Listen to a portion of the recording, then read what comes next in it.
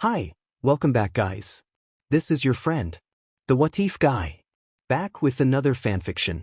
This is the first part of What If Issei Awakened Dark Dragon. Now before starting, please give this video a like and subscribe to the channel if you want more videos like this. Now let's get into the fanfic. Prologue. The world was pitch black, the young man observed with a touch of sarcasm. His vision was blurry, his senses scrambled, and the very fact that he could think clearly was proof enough that he was not well. He hoped his partner would say something. Drake asked if he was awake. Issei asked if the procedure had been a success. Drake confirmed that it was, otherwise Issei would already be dead. Issei noted that he felt much stronger and that his senses were sharper, and he joked that he desperately needed a shower. Drake explained that with the corrupt fragments removed, Issei's body had become fully draconic and he had awakened an aura, making him the 11th dragon in history to do so. Drake added that he had used most of his power to purge the evil pieces and would need to enter a long sleep to recover. During that hibernation, Drake could not assist him. Issei would only be able to use boosted gear and not the balance breaker until he unlocked it again. Drake said that unlocking the balance breaker should be easier now that Issei's body was stronger and the corrupt fragments were gone, but certain promotions Triana and Cardinal Crimson would be unavailable until later. He encouraged Issei to train and master his aura, then fell silent to rest. Issei thanked him and wished him a good night. Issei considered the irony of seeking answers from someone who had once been a devil. How had the evil pieces been removed? They had been linked to his body, his emotions, and his soul. Removing them should have been like suicide. Yet he was alive and breathing. His vision cleared enough to reveal his location, a cave that looked ordinary until one noticed the damage. Cracks, rubble, and scattered rocks marked the interior.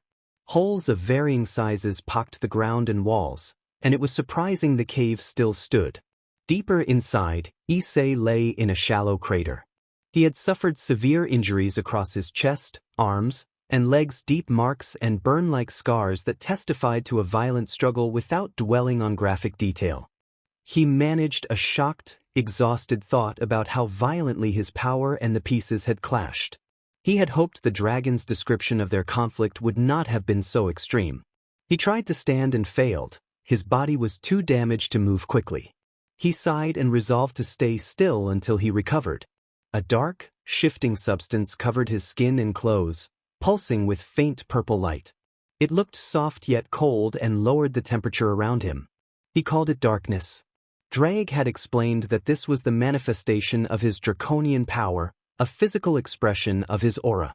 The dragon had laughed with pride and then described, in simple terms, that every dragon possessed an aura, the core of their being and the source of their power. When a dragon reached great age or experienced a profound change in psyche, their aura could evolve and bestow new traits. He waited as the dragon's words settled in. Characteristics differed among dragons, and those same traits let a dragon grow at a monstrous pace even among its own kind, granting an advantage over almost everyone. Remembering his past experiences, he realized he had changed since then, not for the better. He had looked ruined back then, hollowed from the inside. His pieces had reacted violently with his aura, sapping him until each step felt like torture. A chill ran up his spine as the memory of that suffering came back. It was something he would not wish on anyone.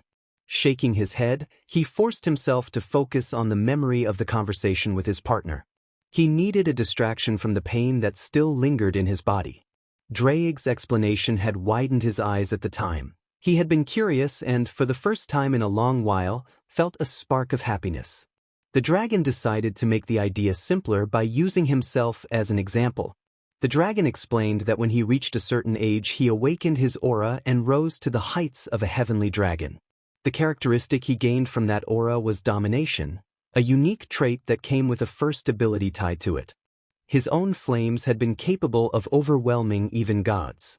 The blazing inferno of scorching flames was his opening ability, and with it he had stood proud against any other dragon until he met a certain white dragon. The brown-haired boy remembered the dragon's rare sentimental tone. When that white dragon proved resistant to his flames, both excitement and fear had flared within him.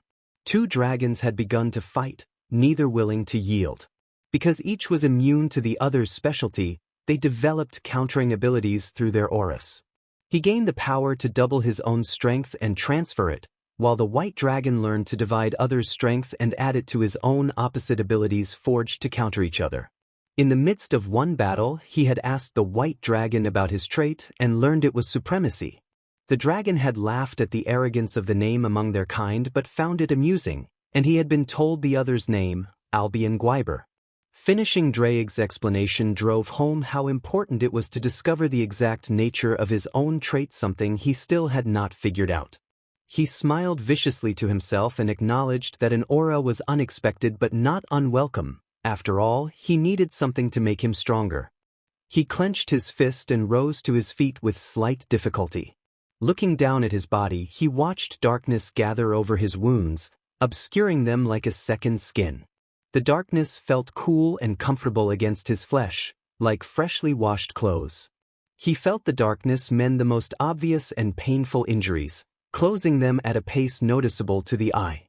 Wounds like those would normally require a team of specialized supernatural doctors and many hours of surgery to repair. Seeing them seal almost instantly was startling. Any observer would be shocked at how abnormal his aura was. This was one of the traits of his darkness: extreme regeneration and healing. Whether it could fully restore a lost limb remained unknown, and he did not have the nerve to test that. He shook his head to clear a dizzy spell and cracked his neck to feel the satisfying pops of his cervical vertebrae. He spoke aloud to Draig that it was time to move on, that time waited for no one and a journey would clear his head and expand his boundaries so they could finally take a well-deserved break. Draig gave no reply. Concern and guilt crossed his face. He understood why the dragon remained silent. Draig had warned him before he had taken the desperate measure to rid himself of the pieces that had threatened his life. Sighing, he walked toward the only lit place in the cavern. As he moved toward the warm light, a high-pitched sound rang when his foot struck something on the stone floor. Looking down, his expression drained of color and his eyes widened in shock. At his feet lay a crimson pawn piece the size of a pinky. A malicious aura clung to it and parts of its surface had darkened. Just touching it drained his vitality and left him exhausted, and the sensation brought back bad memories. With grim determination, he picked it up as if holding something abhorrent, face twisted in disgust and weariness. He reminded himself that to start anew he had to move on from his past and resolved to put the piece back where it could be found. He turned to search for the remaining pieces, hoping for the best. A few minutes later he stared at his own palms. He looked at 8 crimson pawn pieces stained with his blood, tiny cracks spidering across their surfaces. He tucked them into the dark pockets of his pants and surveyed the place he called Revival. The cave had once been simple, now its walls were cracked and streaked with dark stains. A single ray of light pierced a hole in the roof and fell on him, turning the hollow into something he would never forget. He sighed and allowed a small, tight smile as he took a slow, deliberate inventory of the scene. After a minute, he turned and walked toward the light behind him. He moved in silence for several minutes until he reached the cave entrance. The sudden sunlight blinded him for a moment, and he closed his eyes, then opened them slowly like a newborn. Before him lay a forest in an unknown place. When he had activated the transportation circle, he had only wanted to leave as quickly as possible. He had not chosen a destination. He straightened, resolved, and walked into the woods. There were tasks to complete before he continued his journey, and returning the pieces to his home was only the first step. To avoid being tracked, he planned to take care of a few things at home. He remembered the words spoken to him that night by a number of maidens. Those words had been the final blow. The memory still hurt despite the numbness he had cultivated, and that scene had haunted him for a long time. He vowed that today the nightmares would end and shook his head to clear them. He told himself in a confident, cold tone that this would certainly be interesting and wondered what would happen next. As he walked, the color of his eyes shifted from gold to jet black with a red tinge at the center. A mark, the same shade as his darkness, began to appear on his forehead. The demon mark was a side effect of using his aura, harmless in itself. It started on the left side of his forehead as a spiral that looped twice and trailed upward toward the hairline. To the right of the spiral, 3 spikes joined together pointed diagonally upward, and a long, thin spike extended downward to hover above his eyebrow. Without intending to, he released an aura that made the forest tremble within a 10-kilometer radius. Animals fled, leaves rustled, and light dimmed slowly as a chill replaced the warmth of the woods. The atmosphere grew oppressive. Even a powerful being would find it difficult to breathe or move.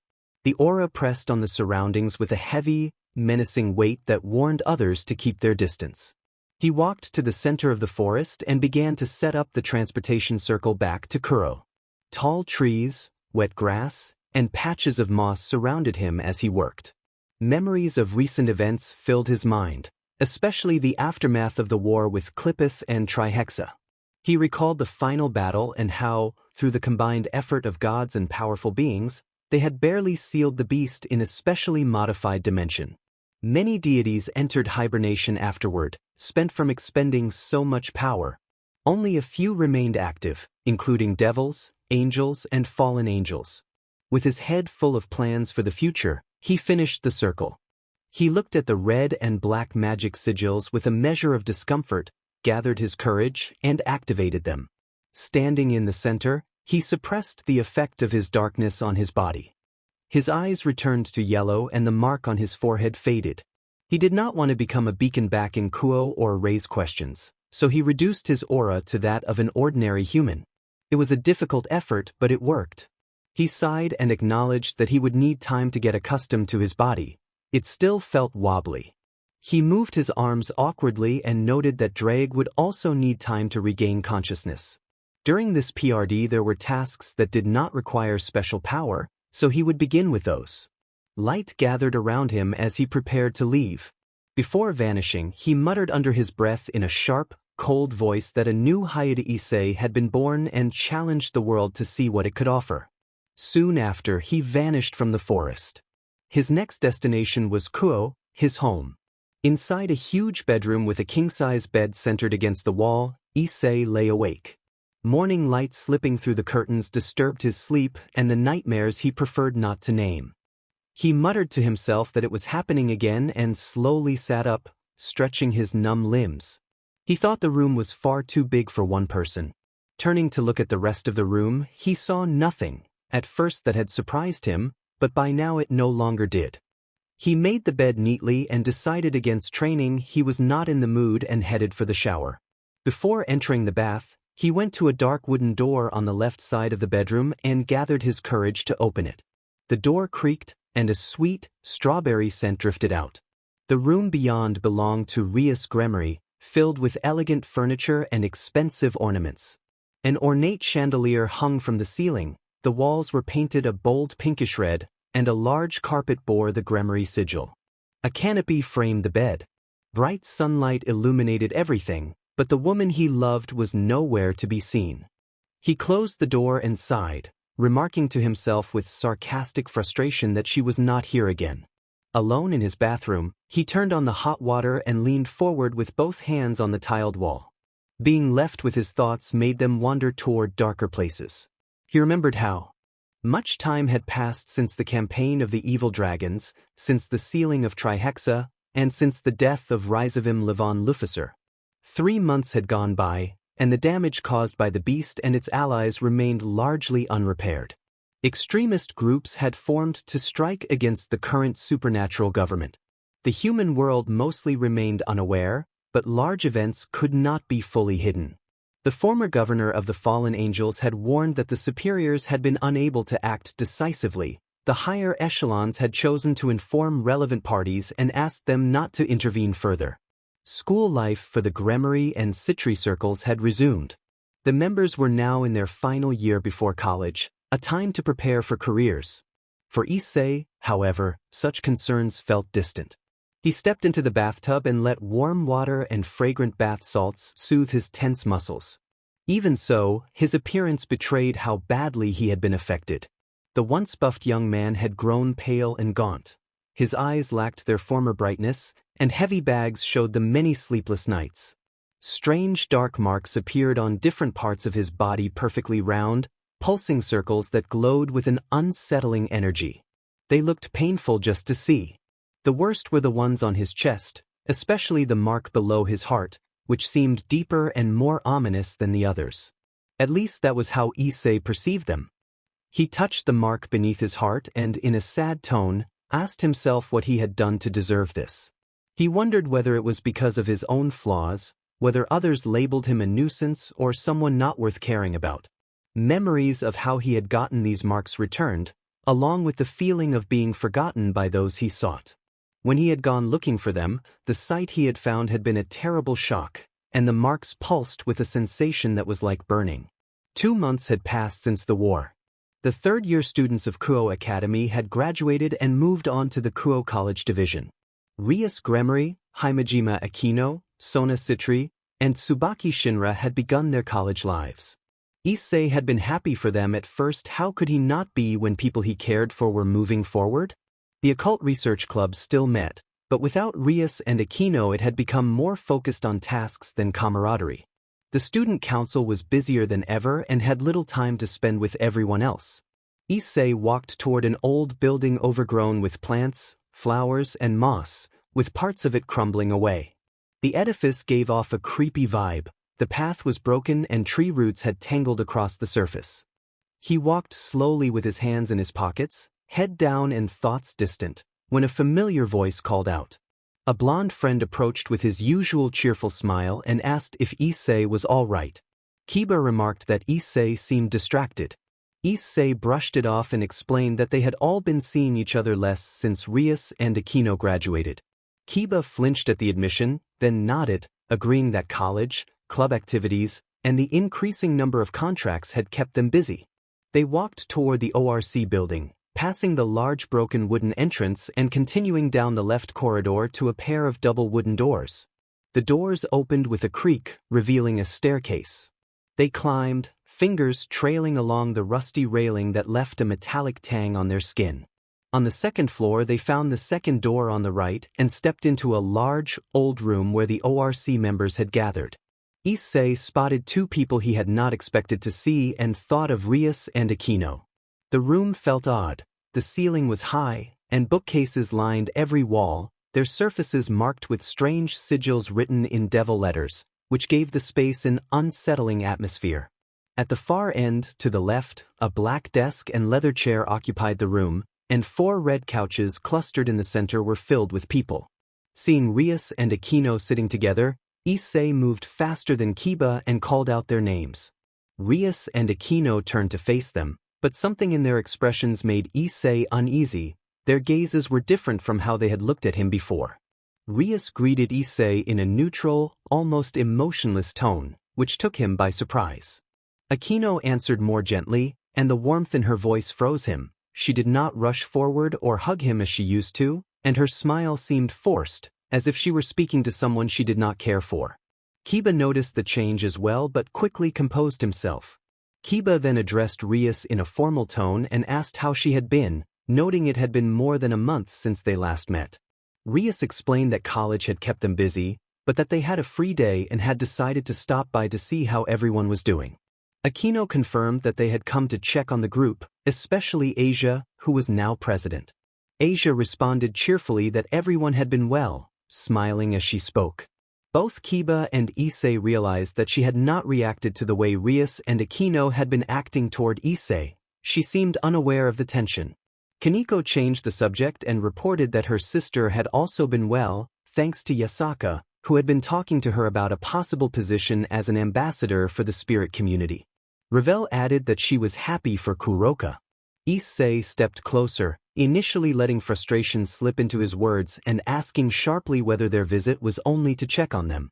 Realizing his tone was too cold, he quickly softened, suggesting instead that they spend time catching up since it was Friday and they both had the next day off. Kiba relaxed at Issei's shift in mood, but Rias responded in a stern, distant voice. She dismissed the suggestion and said they had come only to check in. They were busy and had a meeting later that day to review class projects. She also mentioned that they had a couple of announcements to make. Akino added that their responsibilities as the incoming president and vice president of their faculty made their schedules especially demanding, and that a senior had been helping guide them so they could take on their roles effectively. Even the mention of their mentor carried a more personal, slightly playful tone than the rest of Akino's remarks. Call it a gut feeling of Issei. Rias turned and looked straight at her knight, Yudo, and told him that because recent events had increased their number of contracts and Issei was not handling them well, she needed him to take a few more contracts in Issei's place. Kiba reacted with a face full of shock. Rias reassured him that it would not interfere with his studies and asked him not to worry. Kiba, however, was stunned that Rias would insult Issei like that. He could not find the words to answer. Rias took his silence as agreement and excused herself and Akino. They stood, passed by Issei without looking at him, and left. Issei trembled but said nothing. A few minutes later, only Kiba and Issei remained. Kiba worried about his friend and mentally replayed Rias's new order. He resented being asked to take on more work and realized he would have to change his schedule, likely cutting training entirely until he completed the additional contracts meant to replace Issei's assignments. Issei finally came out of his stupor. Seeing only Kiba in the room, he clenched his left hand until a small cut formed and a few drops fell to the wooden floor. Issei erupted, and Kiba observed how pain and anger mixed in his voice as he complained about 2 months of distance and how everyone around him had changed. Issei demanded why they had become so different and shouted about needing real answers. In his frustration, he punched the wall and made a hole, a clear sign of how furious he was. Kiba understood how much his friend was suffering. 2 months of being ignored had clearly damaged Issei. He had become quieter, more closed off, and even his appearance had changed. Kiba had tried to reach out, but Issei avoided the topic. Sparring had always been the only thing that could help Issei release those thoughts, and now there would be no time for that either. Kiba felt powerless and guilty for not doing more. Kiba ran through the list of who might help and found none available. Gasper was in the hospital with Valerie, waiting for her recovery. Azazel, his teacher, was away in Grigori dealing with recent matters. The girls were occupied. The student council and their king were busy with schoolwork and projects. Lord Surzex, Lady Grafia, Michael, and Valley were all tied up with political matters, territory repairs, and missions against rebel groups. Teacher Rossweiss had been called back by the Norse pantheon at Odin's request to help with a barrier related to Trihexa. She left after saying goodbye to Issei, and contact had been lost. Kiba assumed the work was too important for distractions and no one could be reached. In the end, there was no one left to turn to. Issei spun, kicked the door open, and declared that he needed to go find them and get answers. Like a soul running out of hell, he was gone, leaving Kiba alone in the room. 20 minutes later, Issei ran toward the college division. Drake spoke to him mentally and sounded tired as he asked why Issei was running and whether he was being chased by the girls. Issei stopped and looked at the back of his hand, where a green circle glowed faintly. He mentally told Drake he was all right. Drake was glad to hear from him but insisted the conversation be postponed because he had something important to do. Sensing urgency in Drake's tone, Issei agreed that something serious might be happening. Drake said he would stay awake and watch and that Issei could call on him if needed. Issei thanked Drake in his thoughts and continued running. He cut through the park, hoping to catch up. A few minutes later, he saw the others a short distance ahead. He watched them say their goodbyes to Rias and Aquino and found it odd that they had accompanied them so far. He wondered whether it was simple courtesy or if there was some other reason, but he pushed the question aside for the moment and followed Rias and Aquino into their college building. Drake remained silent but alert, suspecting something was wrong. As a millennial dragon, his experience told him danger might be close. Before Issei stood a large metal gate that served as the entrance, worn and slightly rusted, giving the place a neglected look. Walls of bricks rose on either side of the gate, their moss-covered surfaces a clear sign of age. Beyond the gate, a large building stood at the far end of the complex, flanked by several smaller structures that likely housed other fraternities of the college. Not a single student was outside, which made entering the grounds effortless. He passed through the gate and noticed the 2 women he had been searching for walking ahead. Rather than run to them, he decided to follow. Something about them felt off. The 2 women moved across the campus with practiced ease. The grounds were a patchwork of dirt and grass dotted with statues that he guessed honored the college's founder and notable teachers. Trees lined the path, some with purplish flowers he recognized as rosewood, and the air smelled of freshly cut grass and damp earth. The buildings recalled the stately architecture of old British universities, like the images of Oxford he had once studied. It was late on a Friday afternoon, around 5, and most students had already left. Only a few remained. The pair continued toward the main building, talking among themselves and apparently unaware that someone trailed them. They entered the faculty building and climbed a huge staircase that dominated the room. Balconies flanked the upper floor, lending an air of refinement. At the top of the stairs they turned left and walked to the end of a long hallway, where a double door bore a sign reading Student Faculty in bright gold letters set in an ornate wooden frame. It was clearly a place that had received a generous investment. Issei lingered at the top of the stairs and watched Rias knock on the door. A tall man soon answered. He looked to be in his early 20s, with a large athletic build that suggested martial training. Shoulder-length blonde hair and clear blue eyes gave him a striking presence, but Issei felt unease rather than admiration. Something about the man seemed threatening, though he could not yet explain why. Inside Issei's mind, the dragon Drake expressed concern that something was wrong. Drake communicated that he felt a terrible event might befall Issei and urged him to leave. Issei mentally dismissed the worry and judged the man as weak, perhaps only a low-class threat, though he acknowledged his own vague apprehension. Drake persisted, insisting the man gave him an unsettling feeling and warning Issei that he might be left severely harmed. Issei waved off the warning and decided to take a quick look inside, planning to hear what the women wanted and then wait for them at the school entrance. Drake urged haste once more, but Issei cut off the mental communication and sprinted toward the door. Promoting tonight, he shoved his finger into the closing space and held the gap just enough to peer inside without being noticed. A luxurious room met his eyes. Fine leather couches filled the center. One large couch could seat 3 people comfortably, flanked by 2 single-seaters. A dark wooden table held 3 teacups filled with freshly poured tea. Along the far wall, bookcases stretched the length of the room, and a large leather chair with a matching desk sat before them. A chandelier hung from the ceiling and tall, ornate lamps stood in the corners. Issei's breath caught not because of the furnishings but because of the people in the room. The 2 women he had been following sat on the large couch, and the man he had seen at the door was with them. They sat very close, smiling and laughing together in an affectionate, friendly way that conveyed warmth and comfort rather than anything explicit. The man's cheeks were flushed and he wore a bashful smile. The women's expressions were bright and pleased, as if sharing a happy, personal reunion. Drake went wide-eyed at the sight, hoping his eyes had deceived him. Issei checked Drake to see how his partner was and found nothing wrong.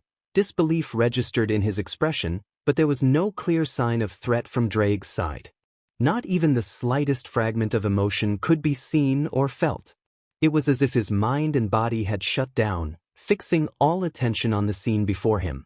Drake could not enter his partner's mind, but from the information available the situation looked dire. He tried again and again to probe, but nothing changed. Turning to observe his partner's body, Drake felt a chill. He was stunned and angrily demanded to know how such a reaction could occur. He realized that whatever had granted his partner power and even restored his life once was now producing a vicious reaction. The Red Dragon Emperor's voice filled with venom as he blamed the others involved, furious that those women might be causing harm to his partner. He began to call out to his partner, but a voice from the room interrupted him. Scene change inside the room. Reiji sat on the couch between 2 women, blushing as he explained that they needed to focus on papers that had to be passed to their professors. He felt proud and embarrassed at the same time. 2 of the most beautiful women he had ever seen were vying for his attention. Akino responded playfully and suggested taking a break, teasing him in a way that made Reiji even redder. Rias reacted with anger and stepped forward, insisting that Akino should not try to stuck him in front of her. Rias made it clear she loved him and accused Akino of always wanting the same things she did. Akino countered by praising Reiji's kind, respectful demeanor and his handsome, manly appearance, explaining that those were the reasons she had taken a liking to him. Rias's emotions flared at the reminder, even though she knew those qualities were also why she cared for him. She forced herself to take a breath to calm down before speaking in a resolute tone. Rias declared that his decency, his refusal to be crude or disrespectful, was a rare blessing and one of the primary reasons she loved him, along with his decisiveness and kindness. Aquino agreed that his understanding of their intentions without making a spectacle of them was something they both appreciated. Both women compared him favorably to a man they knew who behaved badly. Rias then urged him onward, saying they needed to finish the work and hinting that she expected a kiss as encouragement to proceed. She pressed for a quick moment of intimacy before they returned to their tasks. Reiji stood up, approached Rias, and briefly kissed her, closing the awkward moment and allowing them to continue with their work. That scene was burned into the mind of the spectator. Seeing Rias so close to another man left the brown-haired boy hollow and confused. He could not understand why. Was it because of the words they had said about him? Was he truly a fool, naive and worthless? His thoughts stalled as he replayed the interaction, and his eyes went vacant and cold. The moment passed quickly, leaving a bitter aftertaste and a tangle of emotions in everyone present. Aquino moved with more daring than Rias and playfully challenged Reiji, laughing that he was quite the charmer and that she would show who between them was more charming. Her behavior was teasing and competitive, and she stopped before anything serious could come of it, wary of provoking jealousy.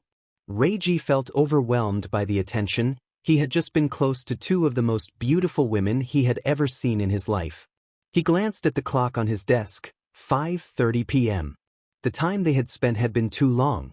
They now had only 30 minutes before their deadline. Reiji sprinted to his desk and began working as fast as he could. Aquino and Rias also checked the time and hurried to fill out their papers, each distracted for a moment by thoughts of a certain boy before forcing their focus back to the task. They concentrated on finishing before the deadline. Outside the student-faculty building, Issei knelt and replayed the words and images from inside the room. He felt empty, as if something vital had been taken from him. Those memories twisted inside his chest and made him weak. His vision blurred and his sense of balance faltered. He forced himself to his feet and walked away, each step slow and heavy. Descending the stairs while gripping the railing, he moved painfully until he reached the bottom. He looked back up, fighting to hold back tears, but his body betrayed him and he fell to his knees. He gasped for air, sweat beading on his skin, his head spinning. The scenes and words would not leave his mind, looping relentlessly. A voice thundered in his head, pulling him out of the spiral. Drake roared in his thoughts, calling for his partner. Issei tried to answer but could not form the words. The dragon demanded he respond and ordered him to move his left hand. Slowly, Issei obeyed, and Drake relaxed at the sign that his partner could still hear him. Drake warned urgently that Issei needed to get away from the area at once. The evil pieces were behaving strangely and their aura was clashing violently with Issei's draconic power. The heat and pain he was feeling were a symptom of that clash, and attempting to use magic or the boosted gear now could be fatal. He insisted they find a quiet, peaceful place immediately. Issei forced himself to stand, but his body protested. Every step felt like a trial. His muscles burned and trembling waves passed through him as if his strength were being tested to its limit. Sweat streamed down his face, but he kept moving with one goal: to get away from danger as quickly as he could. He pushed open the building door with a noisy creak and was greeted by a serene campus at sunset. The grass glowed orange in the late light and the statues gleamed. The scent of cut grass mixed with woodsy notes from the trees. The wind whispered through the leaves, a peaceful scene that contrasted sharply with how miserable he felt. Drake encouraged him, reminding Issei of the park they had passed through when he first arrived. The dragon advised that Issei's house was too far in his current condition. The park would be closer and safer. Once there, Drake promised to explain what was happening to his body, as far as he knew. Issei pushed through the metal gate and headed toward the park. It stood like the most beautiful painting he had ever seen. A dirt road marked the ground and farther in it split into many paths leading to different places. Trees stood proudly where he thought the gate should be, with nothing but brick walls surrounding the man-made park. Those huge trunks seemed to point toward the entrance. Walls taller than most cars enclosed the entire block. He walked as fast as he could toward the center, searching for a bench to rest his aching body. Passing plants, flowers, trees, and a few animals scattered here and there, he chose the right fork of the dirt road and followed it further in. He did not know what to expect, but he kept moving until he found a large fountain. After what felt like an eternity, he saw his refuge. The bench was firmly planted near the fountain, waiting for him. Reaching it, he noticed a bush behind it large enough to hide a person. After peering behind it to check for anything suspicious, he sat on the bench, a small act of paranoia. He released a long, heavy sigh and lay back on the bench, wiping sweat from his face with his shirt. Gradually, the pain that had cut through him earlier began to ease. He was grateful. He turned his eyes to the fountain and took in the beauty of the park. Birds chirped and darted through the sky, landing on branches. The wind moved the leaves in gentle waves. Only the quiet sound of leaves falling and the calls of animals could be heard. No human voices or car engines disturbed the peace. It was a rare calm after the chaos he had just endured. Finally, the restraint he had been holding together broke. Tears streaked down his face. His hands trembled from digging his nails into his palms until they throbbed, and a metallic taste sat on his tongue. He began to cough and spat something into his cupped hand in a reflexive, sickening way. He wondered over and over why this had happened to him, asking himself if it was because of his faults or because he had been kind to others. At that moment the dragon Drake appeared, quickly interrupting his spiraling thoughts. Drake reminded him not to blame himself and admitted he did not know why the others had acted that way, but insisted it had nothing to do with his kindness. The dragon said he hated seeing his partner like this and that he wanted to help. Drake then spoke with fierce pride, telling him that some of his faults could be changed. He urged him to take control of his impulses, to improve his presence and confidence, and to show others who he truly was. He told him that while some people might judge, those who truly cared for him saw a different person, and he should not let cruel words define him. The dragon ended the speech with a roaring affirmation of identity and strength. Those words reached him. His crying slowed and he swallowed the bitter taste in his mouth. He looked up into the darkening sky and watched the clouds drift away. He sat on the bench until the sun set. When the moon rose and the sky deepened to a darker blue, he realized Drake had been right. Even if some people had turned against him, others remained who cared for him. Even if accepting that truth hurt, giving up would only drag him further under. He thanked Drake inwardly and felt a small spark of regained confidence. His voice sounded steadier when he spoke quietly to himself, and that steadiness was enough to reassure the dragon. The dragon then alerted him to strong auras approaching the park. Drake urged him to hide and offered to help conceal his aura, explaining that in his weakened state it would be easier to mask him from others. He crouched behind the bench and slipped into the cover of the bush. Voices drew nearer. It was late, around 8 in the evening, so finding people in the park felt odd. He recognized the voices and grew uneasy when he understood the subject of their conversation. The words made him feel sick. He swallowed hard and forced himself to remain silent.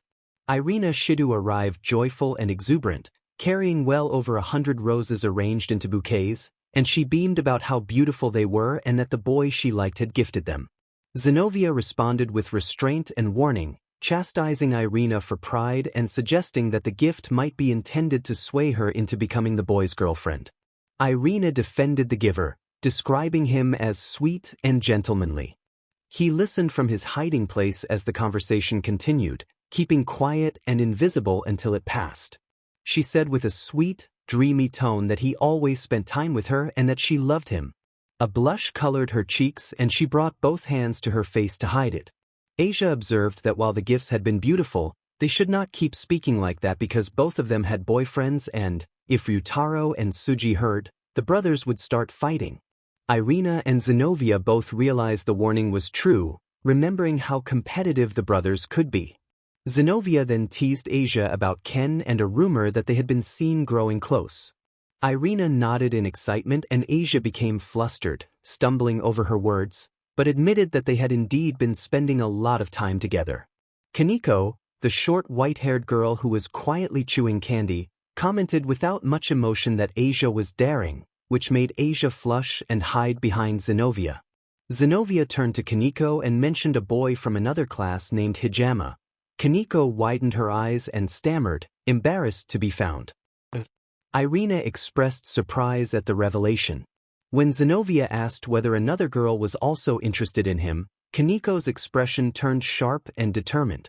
She insisted that although someone else liked him, she felt confident she would be the one he chose, guessing it might happen by the end of the month. As they walked, Irina asked what Kaneko liked about him. Kaneko replied quickly that he was not the sort to behave inappropriately and that she strongly disliked that sort of behavior. The others murmured agreement and teased how he could be foolish and embarrassing, but someone pointed out that he was still kind. Zenobia acknowledged that kindness as a redeeming trait despite his many faults, and Kaneko dryly summarized that there was one good quality among many flaws. The girls laughed and agreed that things felt better than before. Those voices eventually faded as their silhouettes moved away from the park. Hidden behind a bush, Issei felt immobilized. Breathing had become a struggle and the pain that had been gnawing at him intensified until his body shook. He coughed painfully and his partner's voice sounded distant, swallowed by the storm inside his head. A bitter clarity had crept in, everyone's warmth and smiles now seemed like falsehoods. Memories crowded him, the scenes he had imagined of Rias and Aquino with someone else, the recent words of Zenobia, Irina, Asia, and Kaneko, and the growing distance over the past 2 months. The conclusion tightened around him. They had all been with someone else. Their closeness with him had felt like a convenience in desperate moments. He felt used, a shield for others' needs rather than a friend. That sense of betrayal boiled over. A cold, shadowy aura began to gather around him, not violent but eerie and charged. He repeated to himself, over and over, that what he had been given had been lies. The pressure changed his expression. His eyes darkened and a surge of energy washed through him, forming a shimmering veil around his body. The air around him thickened like a faint fog with shifting colors, reflecting the tumult of emotion inside him: sadness, fury, grief, and shame. As the aura settled, a strange mark appeared on the left side of his forehead. Power filled him, easing the worst of the pain though not removing it entirely. He felt, with a disorienting clarity, as if the world itself had shifted. A door opened before him at the worst possible moment, and he had no idea. The horrible emotions that gathered in him began to corrupt his mind. He suddenly lost control and the miasma that had taken on the feel of a second skin broke loose. Everyone in Kuo Town began to feel wrong. Some broke out in goosebumps, others struggled for breath and barely had the strength to hold it. Some sweated and shivered as chills ran through them. Instinct screamed at them to run, as far away as possible. A pressure then descended on everyone, freezing them in place. Faces drained of color as if disaster were imminent. Some fainted, others were left trembling and terrified. The sensation struck both ordinary people and those with supernatural nature alike, as if the world's balance had just snapped and a chained monster had broken free. The clear night sky blackened, the moon disappearing behind a new darkness. Fog rolled in around the city and a spectral chill settled over everything. Hearts felt gripped by an invisible hand, poised to crush them with a single motion. The same sensation reached the Kuo College division. Reiji exhaled with his hands cupped and noted how absurd it was that such cold had arrived midsummer. He knew instinctively this climate change was not natural. He looked toward Aquino and Rias and saw surprise and fear on their faces, but they did not move, which deepened his concern. As he approached, the air around them felt far worse than anywhere else, as if the disturbance targeted them. Their lips were pale, faces drained, barely holding on to consciousness. They shook, their teeth chattered and sweat beaded on their foreheads like a fever. They stood petrified, not daring to take even an inch. When Reiji drew within 10 feet, he stumbled to his knees, trembling and breathing hard. Whatever had caused the sudden cold would not let him get closer. Elsewhere, Irina, Asia, Zenobia, Ravel, and Kaneko felt the same oppressive terror as Rias and Aquino, their bodies frozen as if trapped in ice. Then, as abruptly as it had come, the sensation vanished. They were released from that paralyzing fear and soon returned to themselves, though they all knew what they had experienced was real and would not be forgotten. The sky cleared enough for the moon to reappear and the mist thinned. The chill eased into a normal summer night temperature, only the darkness felt heavier, as if it were deeper than midnight. No one could explain what had happened. Fortunately, no one had been physically harmed, but the memory of that looming dread remained.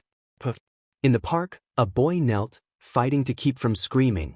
The miasma he expelled chilled the air and caused faint cracks in the ground. Small tremors shivered through the soil, but there was no one nearby to witness it. He looked up at the pitch-black sky, his eyes empty of light. Letting the dark emotions inside him take control, he summoned the boosted gear. Dreyg, sensing what his partner intended, reacted with alarm. He thought they had been broken by the new power, but the juggernaut drive had not disappeared. Dreyg's voice came to him in warning and desperation. Dreyg pleaded with his partner not to unleash that force on those who did not deserve it, urging restraint and reminding him of their bond and the better path. The boy, however, began the chant, proclaiming himself about to awaken and claiming the mantle of dominance. Dreyg argued, insisting that Issei was better than vengeance and that he should prove his strength in another way. Dreyg begged him to come back to his senses, reminding him that he was the most talented wielder of the boosted gear and that he had friends and allies who valued him. The chant continued, its cadence uneven as if the boy's resolve wavered, and Dreyg seized the moment to press his pleas, desperate to reach his partner and stop him from choosing a path of destruction. A tense silence followed as the two wills clashed, each struggling for control under the dark sky. Dreyg urged Issei to show him once more how he could make the impossible possible. When Dreyg finished, the chant ceased and the glow and trembling of the park faded. The boosted gear dissipated into red particles of light. Issei collapsed, barely conscious, breathing and sweating heavily. Issei told Dreyg that he was glad to have him as a friend, thanked him for everything, and apologized for scaring him. Dreyg replied that they could speak about it later but confessed he was about to faint. Those were Issei's last words before sleep took him, and no one could blame him after such a terrible day. Dreyg felt relief and pride. He sensed that the darkness Issei had shown would only make him stronger and expressed eager anticipation at the thought of telling him about it. Dreyg imagined that if Issei could master that darkness, he might become a new heavenly dragon, or perhaps even greater, and the idea filled the dragon with both curiosity and arrogance. With that, Dreyg decided to rest. Later, alone in a bathtub, Issei recalled the day's memories. Some of the recollections brought him to tears, others made him faintly smile. He thought it had been quite a memory. He remembered waking in the park after having slept there for a day and imagined his parents, who had died 3 years earlier in a car accident, would have been heartbroken if they had seen him in that state. His parents had left assets to support him through university, so he had no financial worries, but their absence still weighed on him. He also felt bitter that the women around him seemed indifferent. He swallowed the last thought with a painful expression and real ache in his chest, then looked at the back of his left hand. Something told him that his resident was awake. Dreyg asked if he was recalling memories. Issei acknowledged that they were not good memories and that he had just remembered that day. Dreyg urged him to leave the past behind. It had been too long, and his condition was worsening. Dreyg explained that the pieces were reacting to Issei's state and warned that unless he addressed them, the clash between the pieces and his dragon aura would burn him from the inside. Issei scoffed at the warning and tried to reassure Dreyg, insisting he felt fine, though inwardly he knew he did not have much time left. He accepted that the corruption in his body was real and briefly wondered if, when he was gone, the people around him might feel even a little remorse. The thought was flat and devoid of hope. Dreyg pleaded with him not to destroy himself and stressed the urgency. The Beelzebub faction had not answered his magic circles, and Issei needed to resolve the problem within days before it was too late. Over the past month, Issei had tried to contact the upper echelons for help.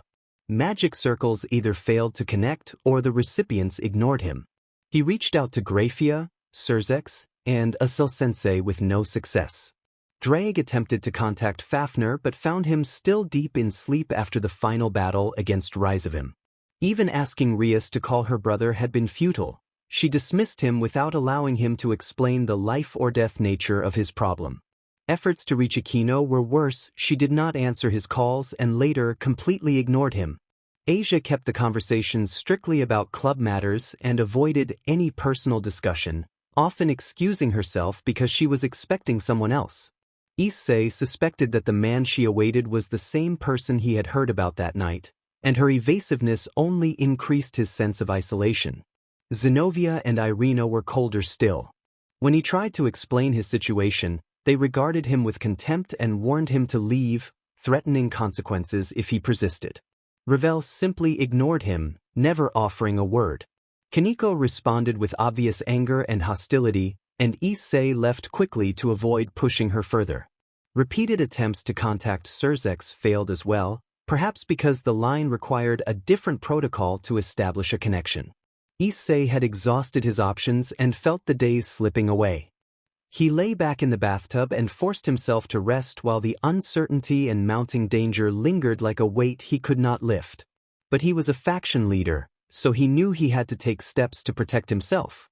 When he tried to contact the other Mao, Ajuka Beelzebub, the magic circle was answered by a secretary. The secretary, in a professional manner, informed him that the Mao was unavailable and repeatedly cut the call. That frustration annoyed him, but there was nothing he could do. He swallowed what pride he had left and, after much effort, left a message saying the evil pieces were malfunctioning and it was urgent to call back. That had been a long time ago. The Mao had not returned the call. He suspected the secretary had not paid attention, and he doubted the message had even been recorded. He tried to contact Le Fay through their contract but could sense nothing from it, as if the link had been severed while the contract remained intact. He had no idea how she had done it. Kuroka, after accepting a job offer from Yasaka, was similarly unreachable. Her magical signature was erased and he could not locate it. So even if he wanted to contact her, he could not. According to Drake, such disappearance could only happen if someone's magical signature was changing, like changing a phone number. Grafia, like Rosweiss, was also unreachable. It seemed they did not want to be interrupted, so their magic circles were always off and therefore useless. Azazel-sensei was the most aggravating. Somehow he had a voicemail, and it was infuriatingly polite. The recorded message told callers to leave a message after the tone, and Azazel had the nerve to do just that, calling repeatedly and leaving several messages. He tried everything with everyone, following every path he and Drake could think of, but every time a window opened it slammed shut in his face. All of that had happened less than a month ago, and after so many failures he decided to give up. His lack of self-worth and the emotions he felt turned him into a walking wreck. After all that trying, none of them knew about his corruption, and by this point he no longer cared. Kiba was gone because of contractual obligations, and when they had met the boy had been too beaten down to do more than stand. Gasper had practically moved into the hospital. All his plans had failed. There was one other group he called his family, but he did not want to drag them into his problems. He feared the trouble and the anger they would feel if they learned the true reason for his corruption, especially from his older brother and sister. After stepping out of the bathtub, he went to his changing room. Before dressing, he looked into a full-length mirror and what he saw made him cry. He looked far worse than he had imagined. His once scrawny build had returned in an even more alarming way. His skin clung to his bones and his complexion was pallid, as if he had not been outside in weeks. Deep bags under his eyes made them look empty, and worst of all were 8 dark, swirling marks on his body. He had named them corruption. The corruption were the 8 spots where his evil pieces had become lodged inside him, the source of the malign energy that was slowly draining his life force. Each was in a specific place, 1 in each arm and leg for a total of 4, 2 on the sides of his chest and 1 at the base of his ribs forming an inverted triangle, and 1 just below his navel.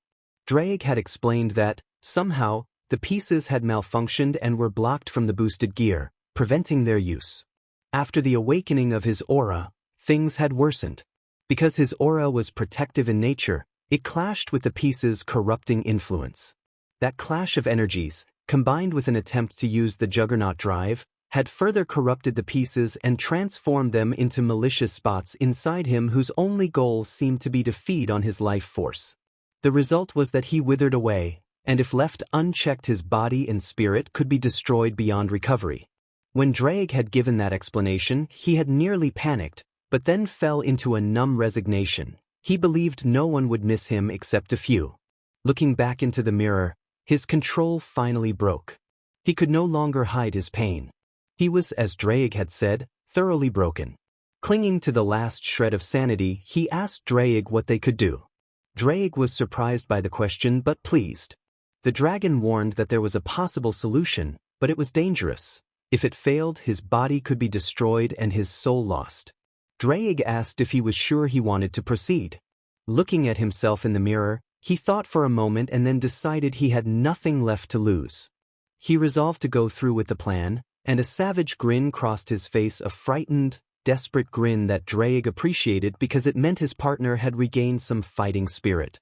Drake then asked if he had ever heard of the theory of opposing forces. He explained that after this they needed to make him more knowledgeable. Even a small piece of understanding could save his life. The dragon spoke with pity in his voice, emphasizing that his partner needed to read or travel more to gain the necessary knowledge. Maybe that way he would not be so ignorant. He left those thoughts for another time. Drake explained the theory of opposing forces. If two directly opposing forces meet, the one with more energy will push the other back. The corruption existed inside Issei's body because the evil pieces were winning and destroying him little by little. They needed to make the opposite happen. Issei swallowed hard, impressed and uneasy. He understood the danger. Issei asked if Drake was proposing to increase his draconic power so it could overpower the evil pieces. Drake answered affirmatively and seriously. Issei lashed out, furious and desperate, insisting that the evil pieces were connected to his body and soul and that, since Drake was part of his soul after the failed suicide attempt, Drake would be gone with him. Drake agreed but countered that he would prefer to die with his friend than remain trapped, knowing he could have saved him. Issei muttered that Drake was crazy, but a smile betrayed how glad he was to have such a friend. Drake called Issei a true partner and friend, and insisted hesitation would betray Issei's resolve. Issei asked how they could do it, tears of happiness in his eyes. Drake admitted there was a way to weaken the pieces but it was extremely risky and might not work. Issei accepted, saying whatever it took, neither of them had anything to lose. Drake laughed and then explained the plan. The pieces siphoned life force out of Issei and into themselves. If they suddenly cut the supply from all 8 pieces and at the same time redirected it straight to the core of Issei's aura, the pieces would lose strength and Issei's aura would grow. Issei understood how suicidal that sounded.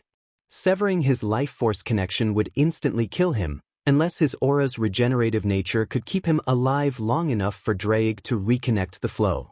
Drake pointed out that one nature of Issei's aura was regeneration and healing, and that might buy them the time they needed.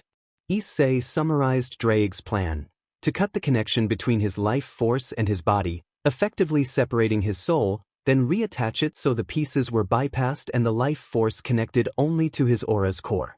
He compared it to extremely complex surgery on his soul and yelled at Drake, then calmed down. Issei asked what would happen to Drake, since he was part of Issei's soul.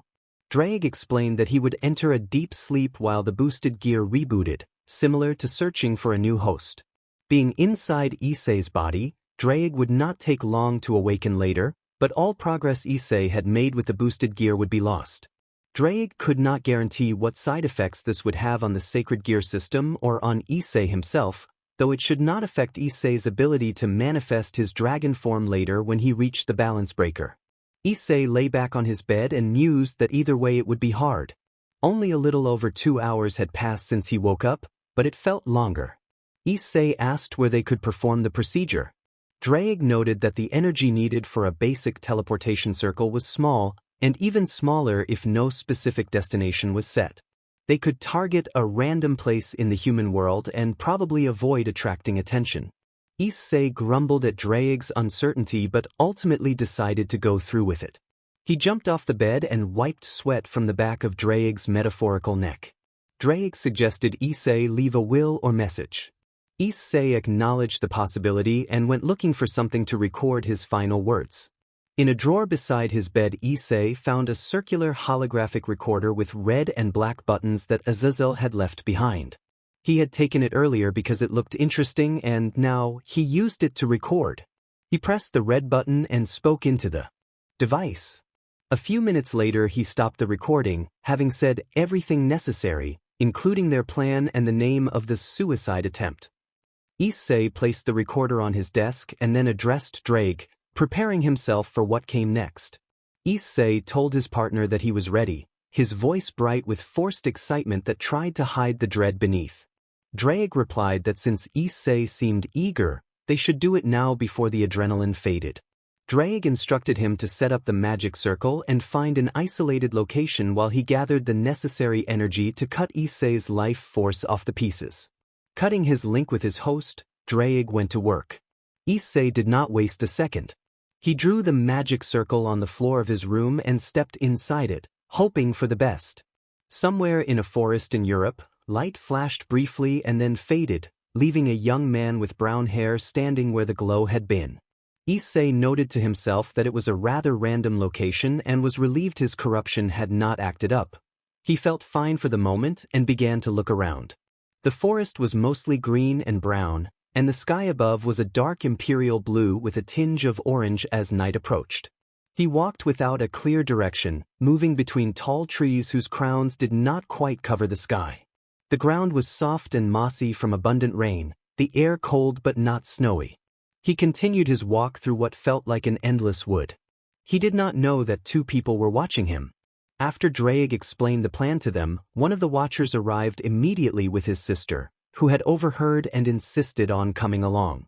Issei complained that the place was huge and that he had been walking for a long time without finding a decent spot, clutching his head in frustration. He pleaded for any location that was isolated enough, spinning around in anxiety. Feeling dizzy, he fell to the ground, the soft soil and moss cushioning him. When he opened his eyes, weariness softened his gaze. He saw one of the most beautiful sights he had ever seen, and it filled him with peace. The clear night sky spread above him in deep blue, full of bright stars and a proud full moon. A few comets streaked across the sky, painting bright trails. It was the first time Issei had seen a starry sky like this, and he found himself speechless. He stood and found a large rock to sit on, settling there to watch the heavens. For the first time in months, he felt happiness and calm. In a brief moment something inside him shifted. He found a purpose. He wanted to see the world. If a random forest could be so breathtaking, he wondered what wonders other famous places might hold. He thought of the supernatural world, Asgard, Grigori, Takamagara, and many others. He realized he wanted to travel and see the mysteries of the world with his own eyes. Standing up, light filled his vision. The hollow, dead expression he had carried was gone, replaced by a resolute look that suggested a newfound wisdom and, despite his condition, a certain handsomeness.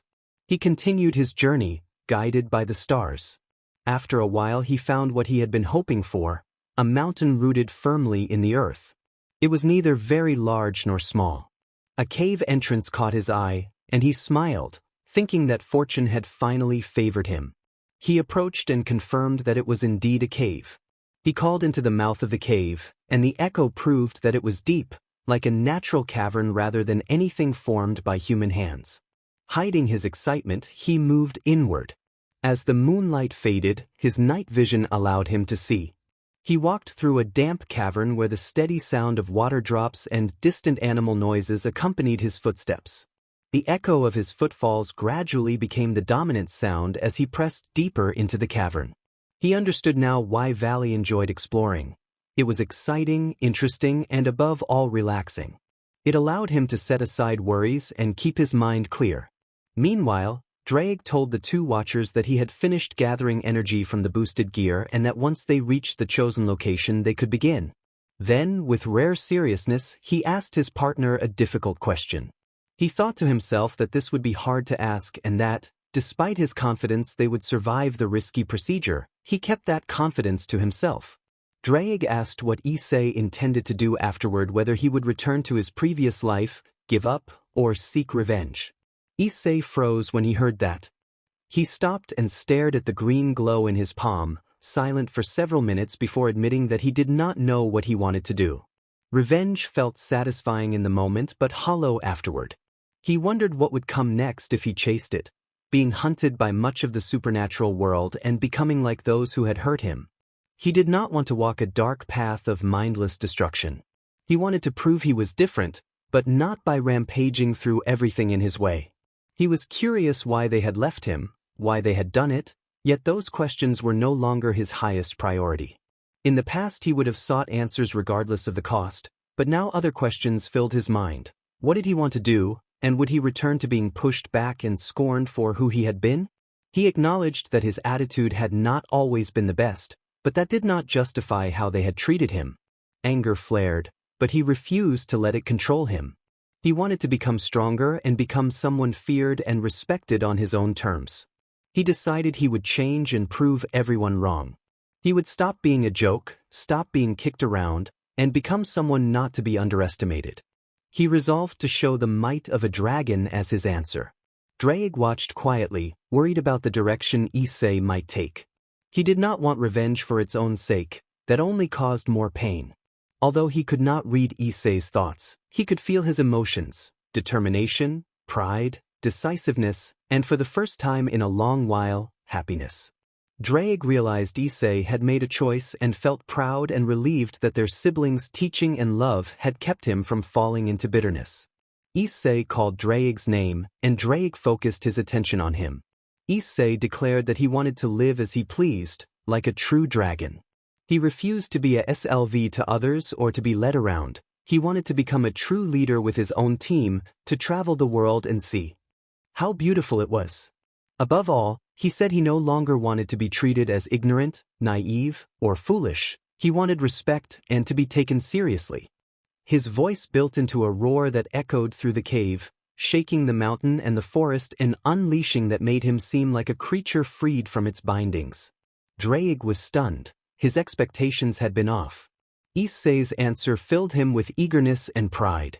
He was happy to see his friend maturing into what a dragon should be. He said he could not agree more, praising Issei for leaving behind his self-destructive tendencies and urging him to move forward. There were still preparations to be made before they could pursue their new goals. Issei walked on without further words. The resolve on his face brought smiles to their two elder siblings who watched. At the end of the cave, Issei looked up at a small opening where moonlight fell in, composing himself before asking Drake about the plan. Drake explained that since Issei had already drawn a teleportation circle, he would need to draw another, different circle. The magic required would be small, but the design was complex and would take a couple of hours. Drake sent an image of the pattern for Issei to copy. Issei began at once. The circle was intricate, with many crisscrossing lines of varying widths. Each line required only a tiny amount of energy, so completing the circle would not drain his reserves. After gaining his aura, his reserves were far above those of an average high-class devil and might increase further with time. The low energy cost also reduced the chance his corruption would flare. He kept distractions at bay and continued the careful work. As Drake had warned, the complexity meant it took several hours to complete, though time felt distorted in the cave. When the final line was finished, Issei informed Drake that the circle was ready. Issei asked his resident to explain the magic circle he had been drawing for the past few hours, hoping to understand its purpose. Drake recalled the circle's origins and the painful memories that came with them.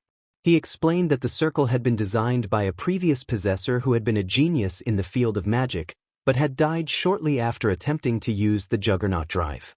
The design, Drake said, absorbed ambient energy quickly and funneled it into a single attack, spell, or output, effectively acting as a power generator.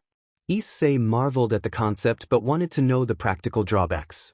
Drake listed the limitations. The circle could be used only once per day. It required significant time to set up, making it unsuitable for sudden combat, and if control was lost during use, the circle would dispel and the attempt for the day would be wasted.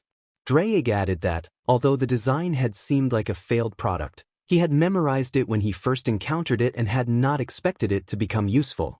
When Issei asked why he had prepared it now, Drake explained the plan. After gathering as much energy as possible from the boosted gear, they would still not have enough to sever his life force from the 8 evil pieces. The circle had been prepared so Drake could gather the additional energy needed to cut them off completely, since he would not be able to accumulate energy during the procedure. Drake also admitted he did not know what the procedure's short or long-term effects on Issei's body would be, and that uncertainty made the situation serious. Drake warned Issei to remain conscious throughout the process no matter what happened and to use only his aura to keep his heart beating and mend any internal damage. Any other attempt to draw on power during the procedure could cause the evil pieces to react and overwhelm them both. Issei listened, swallowing hard at the severity of the instructions. Drake emphasized the danger. If Issei lost consciousness for even a single second, they would both die. He asked Issei to prepare mentally for something delicate and lengthy. When Issei asked for a time estimate, Drake provided one, about 2 hours minimum, roughly 15 minutes per evil piece. The estimate hit Issei like a physical blow. He thought back to the curse of Samuel and braced himself. His instincts told him this would be even worse, but he steeled his resolve anyway. Drake called the procedure risky and necessary, and he admitted he felt encouraged by sensing 2 familiar presences nearby. Issei gathered his courage and told Drake he would see the process through and expected Drake to do the same. Drake reassured him that, as a disembodied soul, he would not experience physical pain, but warned that he would not be able to communicate during the procedure and might be absent for a while. He offered a brief parting encouragement and prepared to begin. Issei's older brother and sister already knew what was happening. They had come when alerted by Issei and Drake. Their sister had insisted on coming along to help. The sister, known as one of the strongest figures across many realms, and their brother had each provided energy to support the attempt and to increase the chances of survival for both Issei and Drake. With that support in place, Drake activated the magic circle. Light filled the cavern and a dense, red aura enveloped Issei. His eyes widened until they were bloodshot as a surge of power coursed through him. He clenched his teeth and swallowed the scream of fear and pain, holding on as the ritual began. It was definitely much worse than the curse of Samuel. Issei's body cramped and he fell to the ground, convulsing. He wanted to scream but forced it down, driven by a fierce glint in his eyes. His skin tightened and flushed from the effort of resisting whatever was being done to him. Strange fissures of energy ran across his flesh as if his very surface were being reshaped by an invisible force. Dark seams of power pulsed, and something like a wound appeared where the corruption had taken hold. His aura tried to react, instinctively seeking to mend him, but he held it back and focused what remained of his life force into his heart. Heat gathered around his right arm without producing flame. At the center of his bicep where his corruption had been, a bright red pawn piece with black spots emerged, releasing a dreadful aura. The pawn piece was expelled from his limb and shot across the cave, lodging partway into a wall. Stunned, he watched as his visible injuries slowly knit together without his aura directly tending them. He suspected Drake had redirected a fragment of his life force back into the pawn piece, letting it aid in his recovery. There was no time to rest. The torture continued, each wave crueler than the last, as if the other pieces understood what was happening. He concentrated his aura again, forcing his heart to keep beating. Even that required a will of iron. When the second wave hit, it felt like his spine had been violently compressed and released, bones and structure shifting in a way that threatened everything he was. Pain tore through him as if the inside of his body were being reshaped. Limbs went numb and his sense of touch dwindled. His hair began to fall away under the strain. The same violent process then occurred in his left bicep, and another pawn piece was expelled, landing a few meters away. Only 30 minutes had passed since the ordeal began. His siblings felt deep pain watching him suffer and decided that once Drake awakened they would all go to see him and ask what had happened. They knew Issei would not share the burdens he kept if he did not want to, and they accepted that moving on from the past was his choice. They would wait until Drake awoke and Issei was ready to explain. More than an hour later, Issei neared the end of the torment. The last piece still had to be extracted. The cave bore the marks of a brutal struggle, torn stone, scattered debris, and signs of the physical toll the process had taken. 7 obvious craters dotted the chamber, each centered by a bright red pawn piece with black spots that sent a cold aura rising like smoke toward the ceiling. At the center of the cave lay a boy with only tattered pants remaining. His chest rose and fell in shallow breaths. Despite everything he had endured, he appeared more alive now than he had been at the start. Most of his corruption had been expelled. Only a single dark spot remained at his heart, pulsing and dangerous.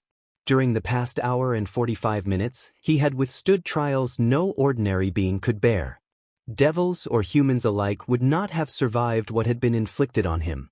Each expulsion of an evil piece had been worse than the last, and the final one had nearly broken him both mentally and physically.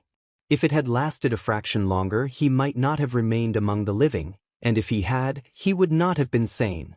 He felt his injuries begin to mend and took in his surroundings. Shattered rock, holes, and dark stains where the struggle had raged. It was far more than he could account for alone. Perhaps some of his life force had been drawn back to restore what was lost. His hair had grown longer, falling past his shoulders, and its color had darkened to a deeper brown. The style remained the same, but he realized he looked a mess. His eyes, affected by the constant activity of his demon mark, were black with a red tinge that made him look more intimidating than before. With the healing complete, Issei prepared himself mentally for whatever came next. He did not know what he would find. Issei opened his eyes to nothing but darkness. He was floating in an endless obscurity and for a moment he thought he had almost made it. He almost succeeded. He began to cry, tears falling down his face. He felt awful, especially toward Drake. He believed he had failed his best friend and that they were both gone. He silently apologized to Drake, convinced he had dragged him down. Regret and sorrow ran down his cheeks. A flash of light filled his surroundings and blinded him for a moment. He squeezed his eyes shut and when he opened them again, he was back in Kuo. He was in the Research and Culture Club room, with Rias and Aquino. He recognized the scene from that fateful day. He did not know how many times he had dreamed this moment, how many nightmares had dragged him back to it. The scene shifted. He found himself standing behind his past self inside Kuo College Division, watching from a third-person perspective like a spectator. He was in the faculty building where Rias and Aquino had been. He could see his former self peeking through the small gap in the door, the face slowly changing into anger, agony, sadness, and despair. Unable to bear it, he turned away for a moment and cursed in frustration, furious that this memory had resurfaced as he felt himself dying. When he looked back, his past self's eyes were filled with disbelief. His past self soon rose and began walking toward the stairs, passing by without noticing him. It seemed his former self could not see him. On instinct he followed, uncertain why he felt compelled to do so. At the bottom of the stairs he watched his past self collapse to the floor, breathing heavily, the expression on his face worse than he could have imagined. He did not want to relive this. It hurt too much. He started shouting at himself, urging his past self to leave and to listen to Drake, but his words did not reach the other man. After a while, his former self stood up again and moved weakly toward the door. He continued to shout for them to get away, but his past self still did not respond. When they reached the campus gate and briefly seemed safe, his past self suddenly ran toward the park. Panic gripped him. He screamed for his past self not to go there, but it was useless. Though he tried to run in the opposite direction, his body did not seem to obey. It felt as if he were stuck, like moving through a dream, while he nonetheless found himself drawn closer and closer to the park center. He stopped trying to flee and searched for his former self, trembling. Sweat gathered on his forehead and cold ripples ran down his spine. His teeth chattered and his whole body felt full of fear. Then he saw his past self lying on a bench and hiding in the bushes nearby. He felt that familiar chill of dread. He begged whatever god he could imagine not to make him witness the scene again, dropping to his knees and covering his head as if to protect himself. When he dared to look again, he was suddenly beside his former self. He screamed and lunged, but his hand passed through him as if he were air. He fell and then rose, standing in front of his past self as if trying to shield him, but his past self simply ignored him. Before he could continue cursing, his past self began to cough violently and stagger. He knew the reason. He had experienced it himself in the past. Turning, he watched the scene that had haunted him for so long. For women were talking together, a normal conversation outwardly, but every word felt like a knife to his heart. He tried to look away, but some force kept him rooted to the spot. Tears streamed down his face and his breathing grew labored as his body reacted to the memory. For a time he watched numbly, until a sudden chill ran down his spine. He turned back to see his former self enveloped by a dark, shimmering mist that flared with strange colors. What followed filled him with fresh terror. He watched helplessly as the protective layer that had bound his past self cracked, releasing a spreading darkness that began to sweep outward, an ominous haze that threatened the city. He had not been told this detail by Drake before, and the revelation left him pale. His past self summoned the boosted gear and began the chant. Panic rose in him. He pleaded internally and outwardly for his former self not to activate it, worried about how many innocent people would be harmed if it was unleashed. He tried desperately to move to stop him, but his body would not respond properly. The shock and the weight of the memory kept him frozen and struggling to act. However, it was useless. His body did not respond. He shouted for himself to move, furious at his own paralysis. Breaking free from whatever had rooted him in place, he slowly moved toward his past self. He shouted that he would not let something like this happen, each word louder and firmer than before. As he closed in, he suddenly could not move. Darkness filled his vision and he instinctively shut his eyes. When he opened them, every one of them stood right in front of him, blocking his path to his past self. The chant began to slow. His past self was fighting it with whatever will he had left. Rias appeared no more than a meter away, her entire eyes black and giving her a terrifying look. In a calm, sweet but cold voice, Rias told him to get away before he got hurt and insulted him as a pervert. Aquino's voice followed, taunting him in a sharp, playful tone and ordering him to turn around and leave, as if he were used to obeying commands. Zenobia cracked her knuckles and threatened him with physical harm, demanding that he turn around immediately. Kaneko declared she was disgusted, and Irina spat cruel words that suggested he was worthless aside from the boosted gear.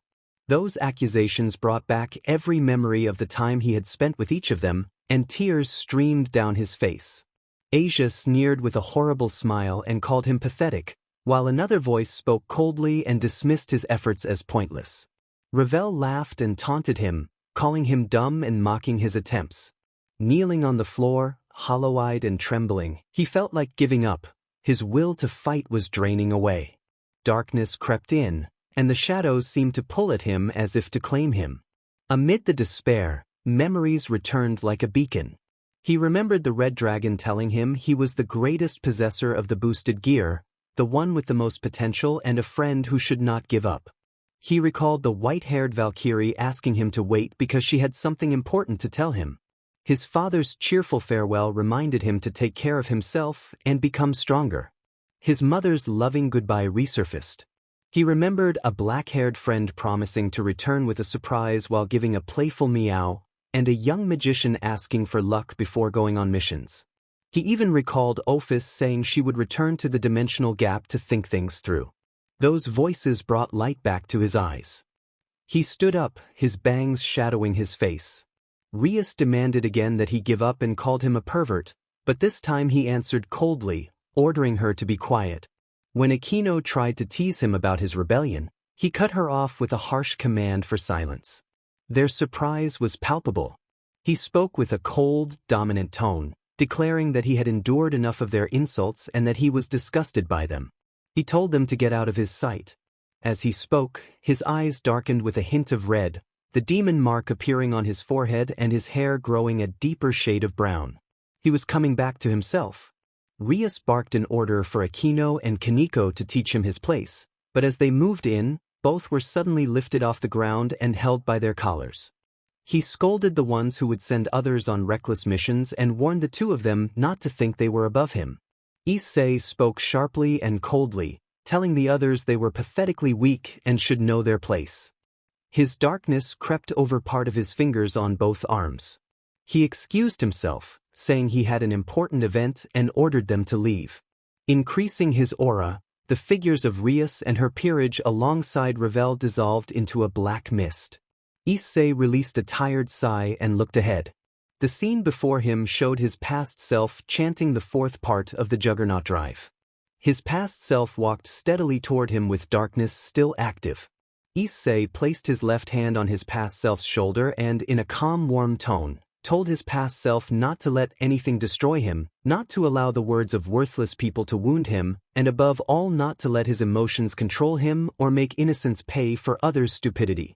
He urged his past self to prove his worth and to show how wrong they were, warning that vengeance must not be allowed to corrupt him, because if it did there would be no difference between him and those he fought. Those words were as much for Issei as for his past self, an affirmation that he had changed and would no longer be affected by their actions. A weight that had pressed on him that night finally lifted, and he smiled his first genuine smile after everything he had endured. His past self vanished like smoke, the park scenery fragmented like a broken mirror and disappeared, leaving only Issei standing in an empty, neutral space. He felt calm. The experience and those words helped him move on. This was his first real step on a new path. He resolved to change and to pursue his goals without letting this stop him. At that moment Issei truly began to change for the better, taking the first step toward an uncertain future. Back at the cave, a dark brown-haired boy lay on the ground. A black spot that had swirled in his chest faded and was replaced by a bright crimson pawn piece that arced through the air and landed on the only path in and out of the cave. The boy did not wake. A dark mark on his forehead glowed with a violet light, but there were no signs of life. He appeared dead. After the last piece emerged from his chest, two siblings confirmed he was safe, lent extra energy to his aura to aid recovery, and then teleported away. Seconds passed without movement or breath. More than 10 minutes later a dark red aura began to leak from the boy, similar to the one that had started the process but darker and with cold violet highlights. After a few moments the aura faded and the boy opened his eyes. He breathed heavily but could not move, his body felt numb. He leaned to one side, coughing and gasping as he tried to process what had happened. He wondered if he was alive, but the return of sensation proved otherwise. He repeated that he was alive and then cried out at the sky with everything he had. The final pawn piece had targeted his mental traumas, striking the weakest place left by his altered pain response, his mind. The timing and the target sent a chill through him, but even if he could not move he was alive. He realized his vision was blurred, his senses were askew, and his thoughts were disoriented, but the procedure was complete and he could use his aura to mend his body. He resolved to wait, restore himself, and then return to Kuo to take care of unfinished business. Issei laughed and declared that he would show the world what he was made of, grinning with fierce determination. Artificial light revealed a desolate training field the size of a football pitch, a large space designed for intense practice. The area was divided into several zones. The technique area focused on swordsmanship, speed, and reflexes, with many stages and obstacles to improve coordination and instincts. Some stages were intentionally dangerous. The magic field area housed moving targets that tracked in random patterns and were programmed to counterattack, allowing practice with defensive magic across 10 difficulty levels. There were dozens of targets in different sizes, shapes, and attack outputs for a realistic training experience. The power field was the most important area, reinforced with multiple magic's demonic, Norse, fairy, and angelic symbols engraved throughout to help withstand immense raw power without allowing total destruction. The field appeared as a vast square platform of silver rock with 4 towering pillars at its corners, each etched with calming runes. Despite the defenses, the structure could be destroyed if enough force was applied. It could also generate holographic enemies that would only be defeated by attacks of sufficient energy. That was the main reason why this place was most often destroyed. Now the training field seemed deserted, as if no one had used it for a long time. Dust hung in the air and the scent was odd, a blend of dust, sweat, and a faint metallic tang that suggested the last user had endured hardship. This was training field number 2, deep inside the Hayadu mansion, where Issei had trained. It now witnessed his return. A magic circle formed at the center of the field. Black with a red-tinged core, it pulsed with violet light before fading. When the light dissipated, a young man stood in the center, dressed in ragged clothing. His upper torso was bare, showing a pale, thin physique that nevertheless bore signs of recovery. The harsh ordeal he had endured followed by life force-based healing had helped him regain some of his lost muscle. He felt gratitude toward whatever had aided him. He believed it had been Drake. His pants were torn and stained, and his shoes were gone. Despite his disheveled state, his eyes now held a new maturity and experience. His face was sharper, giving him a roguish, bad boy look, especially with dark eyes that hinted at red. Issei did not expect to return, he thought in surprise as he looked around. A wave of nostalgia washed over him. The cave he had stayed in affected him more than he had realized. He began to walk aimlessly across the training field to restore feeling to his numb limbs. His ankles cracked as he moved, a small reminder that his body was stiff from being still. He felt relief and joy at being free again. He reminded himself of things to do, deciding to start by studying his darkness since he had not understood it fully before and had only discovered his healing properties after trying to use it and triggering the evil pieces. The memory brought a faint smile to his face. He remembered earlier events. The day after he realized why people had been ignoring him, he had felt shattered and once he could stand, had decided to go home. Walking the cold pavement, he sometimes had the urge to step in front of a passing car, but he restrained himself, knowing it would solve nothing and doubting such an act would end his life. He moved slowly and painfully back through streets of both Japanese and Western-style houses, passing into the town where tall buildings housed offices, malls, and upscale residences like the one Azazel-sensei kept. He passed the closed gate of Kuo Academy and paused to look at the school. Memories of happier times and the choice that led him there filled his mind. He felt anger at how that decision had brought him pain, from Rainier to that day.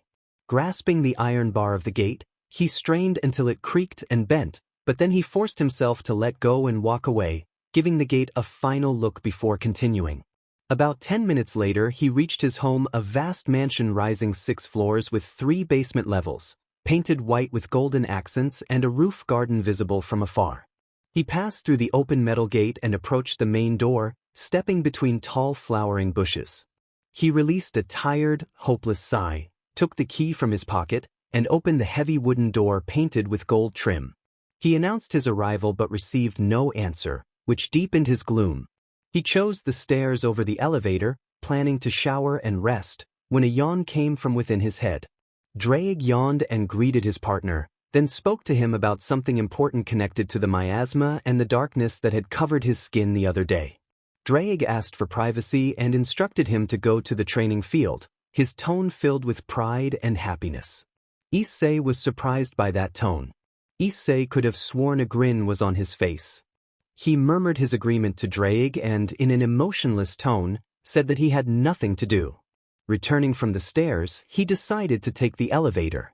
He stepped inside as the mechanical doors opened and pressed the button marked B2, indicating the mansion's second underground floor.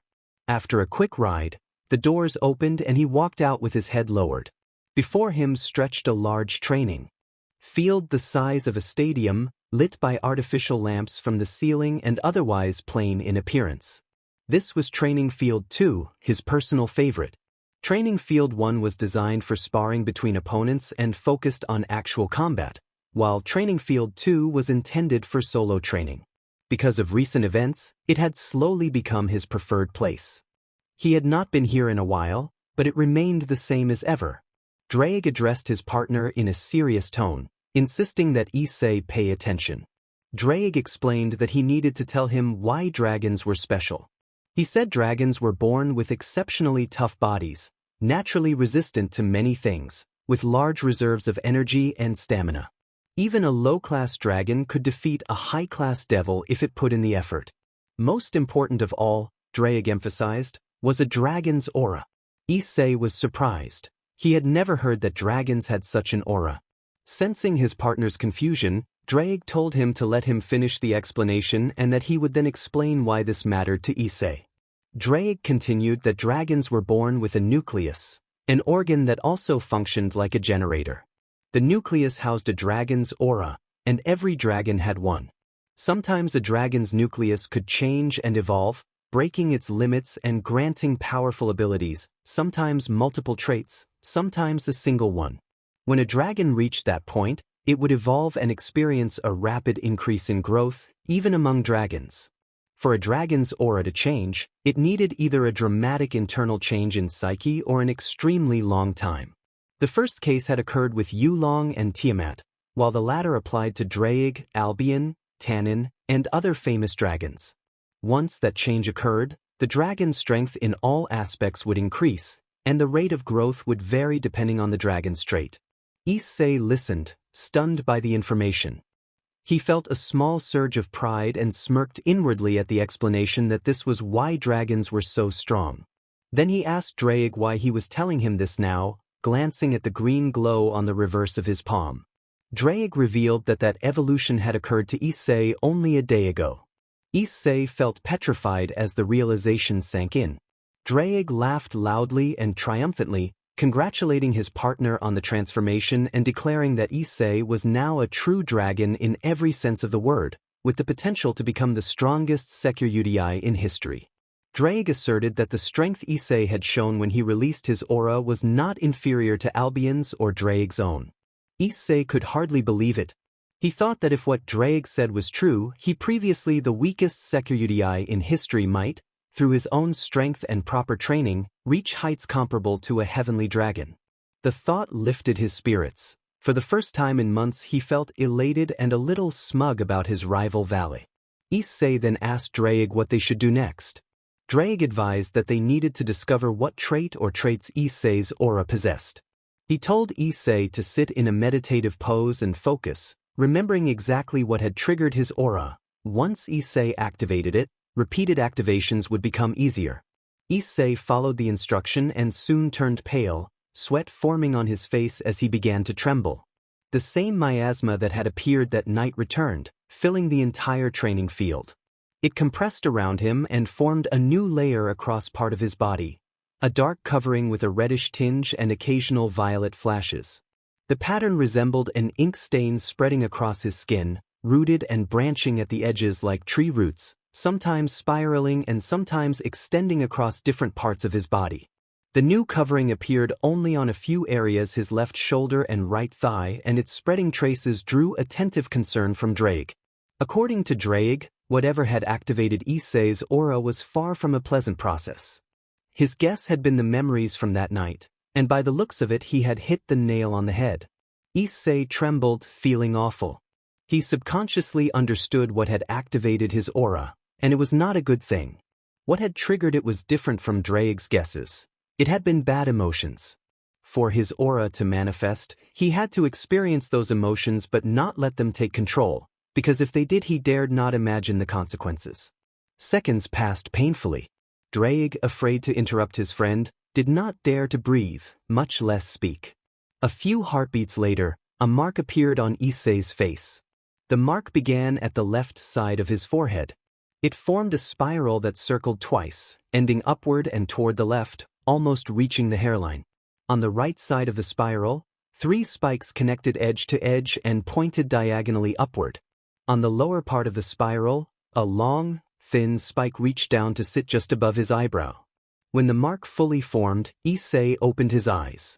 His former honey-colored gaze that had radiated naivety and foolishness was gone, replaced by black irises with a tinge of red, eyes that carried sharpness, confidence, and a faintly threatening intensity. The change in his voice matched his eyes, becoming colder and sharper. He felt he could keep his emotions in check instead of being controlled by them.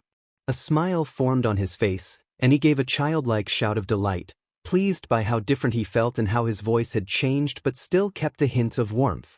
Draig felt a drop of sweat run down the back of his neck, relieved that the change had not consumed his partner completely. Issei began to experiment with his aura. Because of its color and because he wanted it to sound cool, he named it Darkness. The name fit his taste. He glanced at his reflection in a small pool of water and examined the strange mark on his forehead, turning his head to see it from different angles. He hummed thoughtfully, then sighed inwardly. The name suited the mark but also stung. Issei decided to call it the demon mark so he would not forget what had brought this new power into being. Drake looked surprised. The dragon asked if he was sure about the name. Issei explained that he wanted the reminder of what had changed him and given him this power, sounding somber even under the influence of the mark. Drake asked what Issei would call the change in personality, suggesting it deserved its own name. Issei thought for a moment and settled on demonic state, saying it was simple and on theme. Drake accepted the name as good enough. Issei told himself it was time to discover the exact nature of his trait or traits, and he began to focus on his darkness. When he energized it and experimented further, a raw, pained cry escaped him. A huge clash of auras erupted with Issei at its center. A vortex formed above his head, streaked with small violet lightning. He fell to his knees as his body heated and the demonic state was forcefully ripped back, unleashing a surge of horrible memories and emotions that racked him with pain. He bit his tongue to stop himself from screaming aloud, but the agony remained. 8 dark sigils appeared across his body, each a swirling, pulsing mark of energy. Their motion and glow made them unsettling to look at. The locations of the sigils were 1 on each biceps and thighs, 4 more across his chest with 2 on either side and 1 at the center of his ribs forming a rough inverted triangle, and a final small mark beneath his belly button. On his knees, Issei fought to keep from crying out as the clash of auras tore at him. The energy assault felt like violent blows from within, sending shocks of pain and leaving him staggered. For a moment it seemed the strain could overwhelm him. Then his demon mark flared. The violent clash of auras began to subside. Darkness rose around him like a second skin, giving him an intimidating silhouette as it spread out. The dark energy flowed over him and smoothed the damage, sealing and knitting him back together with visible rapidity. Injuries that had seemed to appear from the aura's backlash were covered and mended by his darkness in seconds, and the intense pain faded. The sudden recovery surprised him. He did not understand what had happened. Worried, Issei asked Drake what had occurred. The dragon stayed silent for a moment, then said he had a theory. Drake proposed that the evil pieces had become further corrupted after that day, and the violent clash of aura was proof of that corruption. Issei fell silent, listening. Drake explained that because Issei's aura had a healing nature, it had come into direct conflict with the now destructive influence of the evil pieces. The battle had forced a clash between Issei's powers. The 8 odd spots on his body were the physical proof of his body's rejection of the pawn pieces, but because they were fused to him they could not be purged without killing him. Drake explained this matter professionally, and Issei sighed in defeat. He had gained a phenomenal power only to have it blocked by the very pieces fused to him. He felt the world despised him. Drake warned Issei not to use his aura.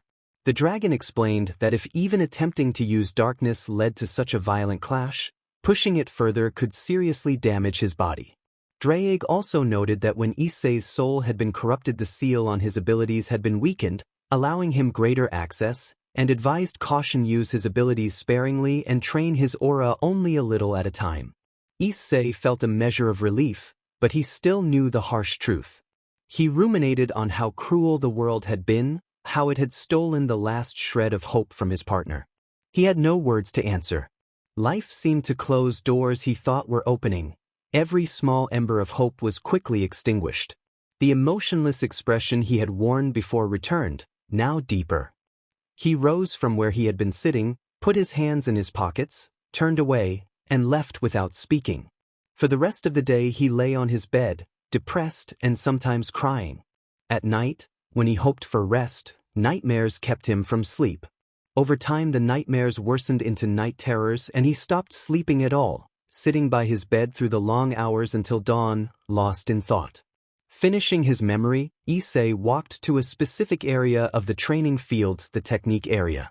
He judged this plain-looking section more likely to help him than the power or magic zones. He continued until he found the console at the entrance used to personalize obstacles and set difficulty. Not wanting to tinker with specifics, he adjusted only the difficulty knob and, against his usual caution, turned it to the maximum. Instinct urged him to push himself. When the knob clicked into place, the terrain shifted.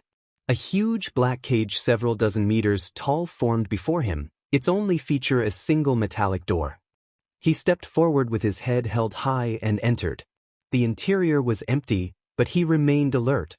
Instincts screamed at him to step back. He obeyed, and at once a white blur flew through the spot where he had been standing. Issei was surprised that the training room contained a device that shot holy power. He stared at the small, smoking crater left behind and wondered who had installed such a dangerous system. Another white blur streaked toward him. Issei threw himself to the ground to avoid it, angry at the trap.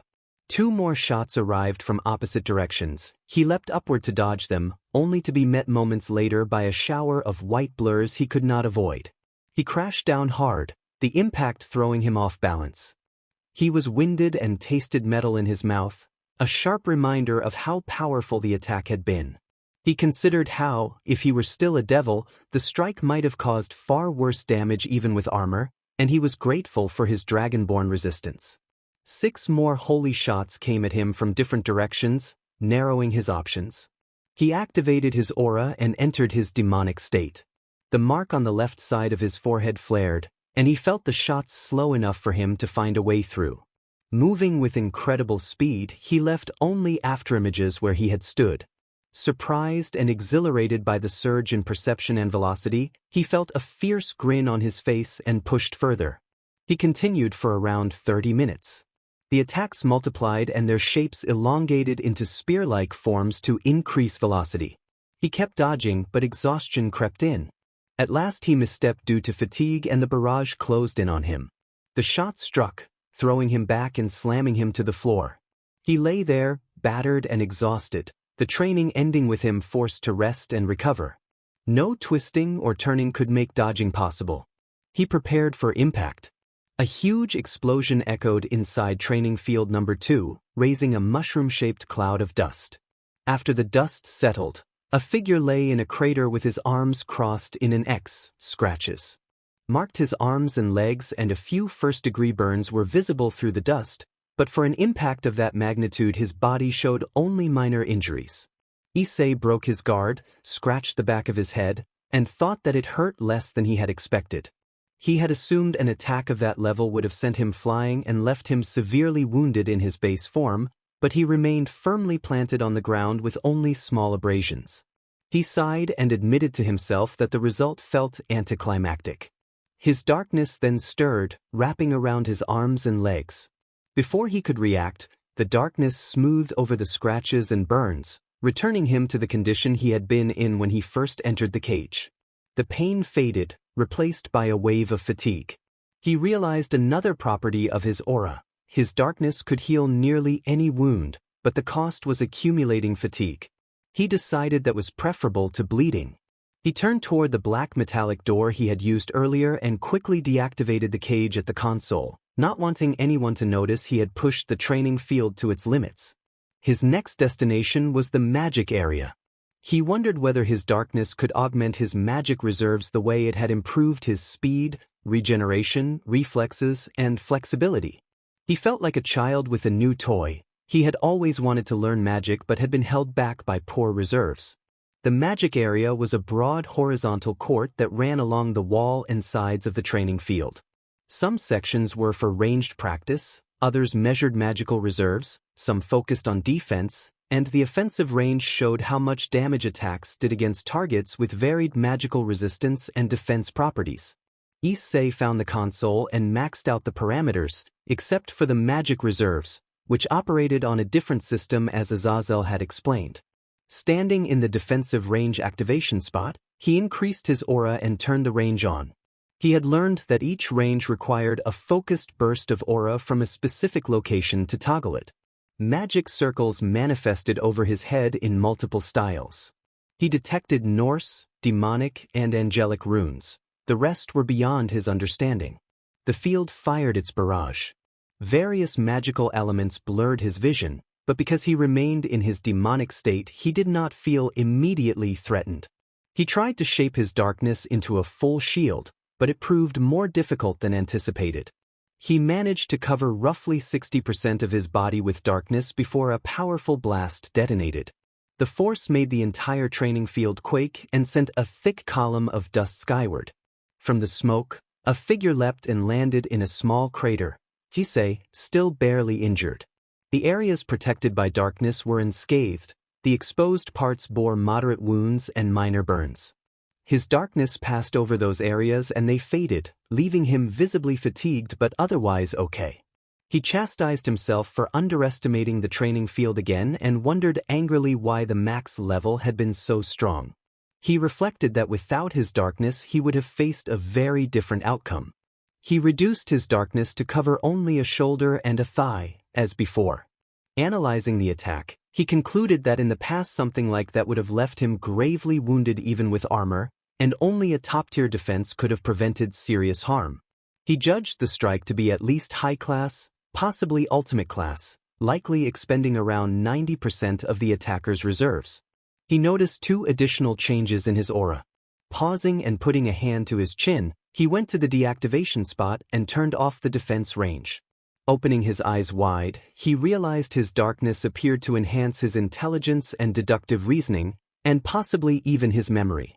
He reflected on the strength of the effect and remembered Draig's remark that his aura rivaled Draig's own. The final question was whether this enhancement was permanent or if it would fade once he lowered his aura. Issei decided there was only one way to find out and deactivated his aura, returning to his base state. He wondered how he could prove whether the effect had persisted, since there was no concrete evidence. Pacing from one side of the training area to the other, he considered his options. A test would be the best way, but he did not know much about the supernatural beyond the basics. He thought about repeating a school exam but realized that without an increase in intelligence he could not generate so many answers in so short a time. He face-palmed when the thought occurred to him. He concluded that the effect was permanent even with his darkness inactive and let the matter rest. He looked back at the crater within the magic defense range and noted that it was slowly repairing itself. He observed another trait of his darkness: increased defense, likely both physical and magical. The discovery pleased him. If he covered himself with his darkness, most damage might be reduced. Next he moved to test his magical reserves, and he felt nervous as he approached a small black obelisk set inside the magic area. A palm-shaped imprint marked its center. The machine estimated reserves by having the user inject magical power and running calculations to produce a comparative result. Issei understood that the obelisk had limits and that actual combat would be the most accurate measure, but without a sparring partner he would take the easy approach. He placed his hand on the imprint and injected a normal amount of magic. The obelisk shone white and projected the results at its top. Issei was silent, surprised by what he saw. Previously his magic reserves had ranked around low-tier, low-class devil or roughly high-tier, low-class mage. Now the obelisk reported that his reserves ranged from low-tier, high-class dragon to low-mid-tier ultimate-class devil, angel, or fallen angel, and low-tier masterclass mage. He was stunned by the increase. He would not have expected his reserves to reach that level even in his demonic state. Tears of happiness welled in his eyes.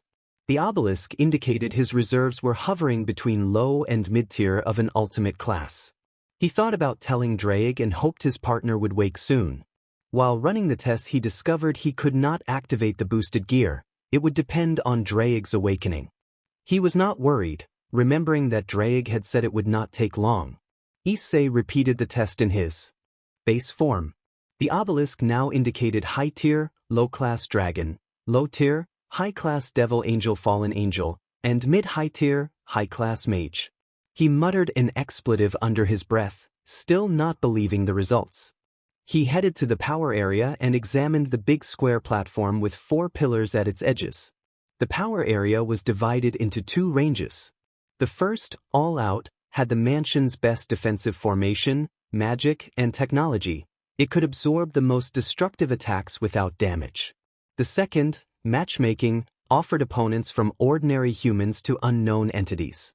Issei remembered Azazel's warning not to use levels from 8 onwards because he would certainly die at his current strength. He also noted that damage sustained in matchmaking was real. Holograms were formed but their physical forms and attacks were fueled by magical energy, making the encounters dangerous. The range used magical generators that absorbed nearby energy, amplified it, and transferred it to the holograms. These generators had an upper limit that, if exceeded, could cause them to fail catastrophically. He decided matchmaking was off the table and moved to all out, activating it as he had the earlier ranges. He set the barrier to its maximum because he did not know how offensive his darkness could be. The barrier formed as many interlocking crystal shapes, and he admired the supernatural technology. He waited as the barrier finished forming. For a trial, he activated his darkness and tested a series of punches and kicks. Each time a limb covered in darkness struck, it produced a loud shockwave, reminiscent of Serorg's sonic effects. The encounters made a booming impact against the barrier. Issei realized his strength increased when any of his limbs were encased by darkness. He thought this might allow him to face Serorg without the boosted gear and possibly even challenge him when Serorg used his Longinus, estimating the odds at about 30% in his favor. The improvement in his aura thrilled him, though he noted he could only fight like that when his body or limbs were covered in darkness. Without the artifact and only his demon mark active, the fight would be difficult between him and Serorg if Serorg did not use his Longinus. Issei continued a routine of punches and kicks to accustom himself to the increase in strength. More than an hour passed before he could control most of his power. He discovered that the degree to which his darkness covered his body affected his offense and defense, increasing or decreasing them accordingly. He noted that his close-range abilities had improved significantly, but he worried about enemies he could not touch and realized he needed some ranged attacks. Focusing, Issei shaped his darkness into a sphere. He concentrated a large amount into a ball roughly the size of a tennis ball and told himself they were making progress. He extended his palm and propelled the ball toward the barrier. The barrier offered no resistance and the ball passed clean through, continuing across the training area until it crashed to the ground without any audible explosion. Issei stepped through the barrier and approached the impact zone. The blast had left a perfect circular crater 6 meters in diameter, the ground simply gone as if it had never been there. He swore in astonishment. He formed another ball of darkness, much smaller this time, the size of a pebble. When he threw it, the pebble expanded on contact into a dome 2 meters across. There were no visible flames, but the ground inside radiated intense heat and thin columns of smoke rose here and there. He deduced that the attack consisted of extremely compressed flames that vaporized most matter within their radius because of their absurd heat. The realization surprised and unnerved him. Issei thought the effect was similar in outcome to the power of destruction but different in essence. Because these were flames, they had to be compressed into a sphere to reach such destructive force. The training floor's reinforced surface had endured, so he judged their power output to be quite high but not limitless. Flames seemed fitting for someone with his dragon nature. He considered experimenting with different shapes later, but for now he was exhausted and found that using his darkness to heal was tiring. After some thought, he named the flames Hell Blaze and left the training area satisfied. Curious about other applications, Issei experimented with telekinesis. He focused his will on a nearby object, successfully lifting it. The success made him feel proud and elated. Later, in Issei's room, he entered the large bedroom and sighed in relief to find everything as he had left it. No one had noticed his absence. Approaching the bed, he realized he was only wearing a pair of mangled pants and had meant to shower. Reaching into his pocket, his hand closed around something unexpected. He pulled out a bright red chess piece with black spots, one of his pawn pieces, and recognized the evil pieces had been in his pockets. As he held the pawn, he felt it begin to draw at his energy. He hurried to his desk and set the piece down, then emptied the rest of his pockets and lined up 8 red pieces with black spots. Their surfaces were cracked and a faint reddish stain marred them. Issei wondered how he could hide them. He remembered an empty wooden box tucked away in his dresser that might be the perfect size. After searching through the dresser, he found the box and placed the pieces inside. Even inside the box, the unpleasant aura persisted, and Issei considered that learning magic might allow him to seal it. He realized there were no books in the mansion and no one around to teach him, then remembered the mansion library. Sighing, he set out to find it. 40 minutes later, Issei found himself at the top of the house and criticized whoever had put a library on the 5th floor. Before him stretched an enormous library with towering shelves and a visible 2nd floor. At the far left, a narrow spiral stair climbed up. Only one person at a time could use it. Issei stood in awe, turning slowly to take in the scale of the room, amazed that such a place existed inside his own house. Issei was stunned by the sheer size of the library. He had never known he had one and had only heard about it from the girls long ago. He decided it was time to search for books and wondered what he lacked most. He concluded he needed common knowledge about the supernatural. Returning to the start, he found the myths section and felt triumphant at having discovered it. He observed legends from Sumerian, Celtic, Japanese, and Norse mythologies, among others, and a particularly large area dedicated to Christianity that filled an entire wall and reached the 2nd floor. He resolved to work chronologically over the weekend before school and began with the Sumerian subsection. Picking up a volume, he read the Enuma Elish and recognized it as a poetic account of the world's creation and the birth of the gods. He thought of Tiamat and briefly wondered whether her hatred for Drake could be connected to the figure in the book, then dismissed the idea as only likely to cause a headache. A few minutes later he closed the book and checked the clock. It was around 2 in the afternoon. He had arrived late in the morning and had so far read only a single book. He reminded himself he needed to increase his pace and hoped to reach the Christian texts by Friday. Confident he could manage, he selected the Epic of Gilgamesh. Sitting back down, he read an introduction praising Gilgamesh as a man to whom all things were known, a king who understood the countries of the world, who saw mysteries and recorded the days before the flood. Issei was amazed and began to think of Gilgamesh as a prototype for later heroes, curious about the hero's true strength. Hours passed and night fell, but Issei stayed in his spot, moving on to Egyptian myths. He read laments, dialogues, prophecies, and works such as the Litany of Are, the Amjuat, and the Eloquent Peasant. He learned that Apophis was the great enemy of Ra and was astonished to realize he had once defeated a legendary being that rivaled the sun god. The discovery boosted his confidence. He acknowledged he could no longer access the dragon drive but believed he had grown stronger and would continue to improve. He did not limit himself to myths and read a wide variety of texts. The volume of material kept him awake through the night, but he was satisfied by what he discovered. By morning he closed one of the most famous works in history, Homer's Odyssey. He appreciated the tale of Odysseus' long journey back to Ithaca and felt renewed respect for Greek culture, remembering as well his encounters with 3 of that pantheon's greatest gods. Stretching to relieve a stiff back, he felt refreshed and decided to eat before training to better understand his darkness. A memory surfaced of a peaceful grassland called Aincrad, where animals roamed beneath a calm sky. Above the land floated a magnificent castle that outshone any supernatural palace. The castle had been created by a group known as the Infinus, siblings responsible for its construction. Inside, one person sat on a throne, lost in thought, when suddenly a wave of pain, despair, and corruption washed over him. Kakashi screamed in pain, his voice carrying through the castle. He felt as if something was tearing at his soul. Shifuyu Orimura approached from behind with concern. She asked what had happened to him, visibly worried. Kakashi did not answer at once. He tried to understand the sudden, searing ache within him. He described to her that he suddenly sensed corruption in his soul, a spreading darkness that felt as if it were consuming him from the inside. Shifuyu pressed for more, certain that something important was missing. Kakashi explained that his soul was linked to all of his siblings, and any life-threatening disturbance in one of them would alert him.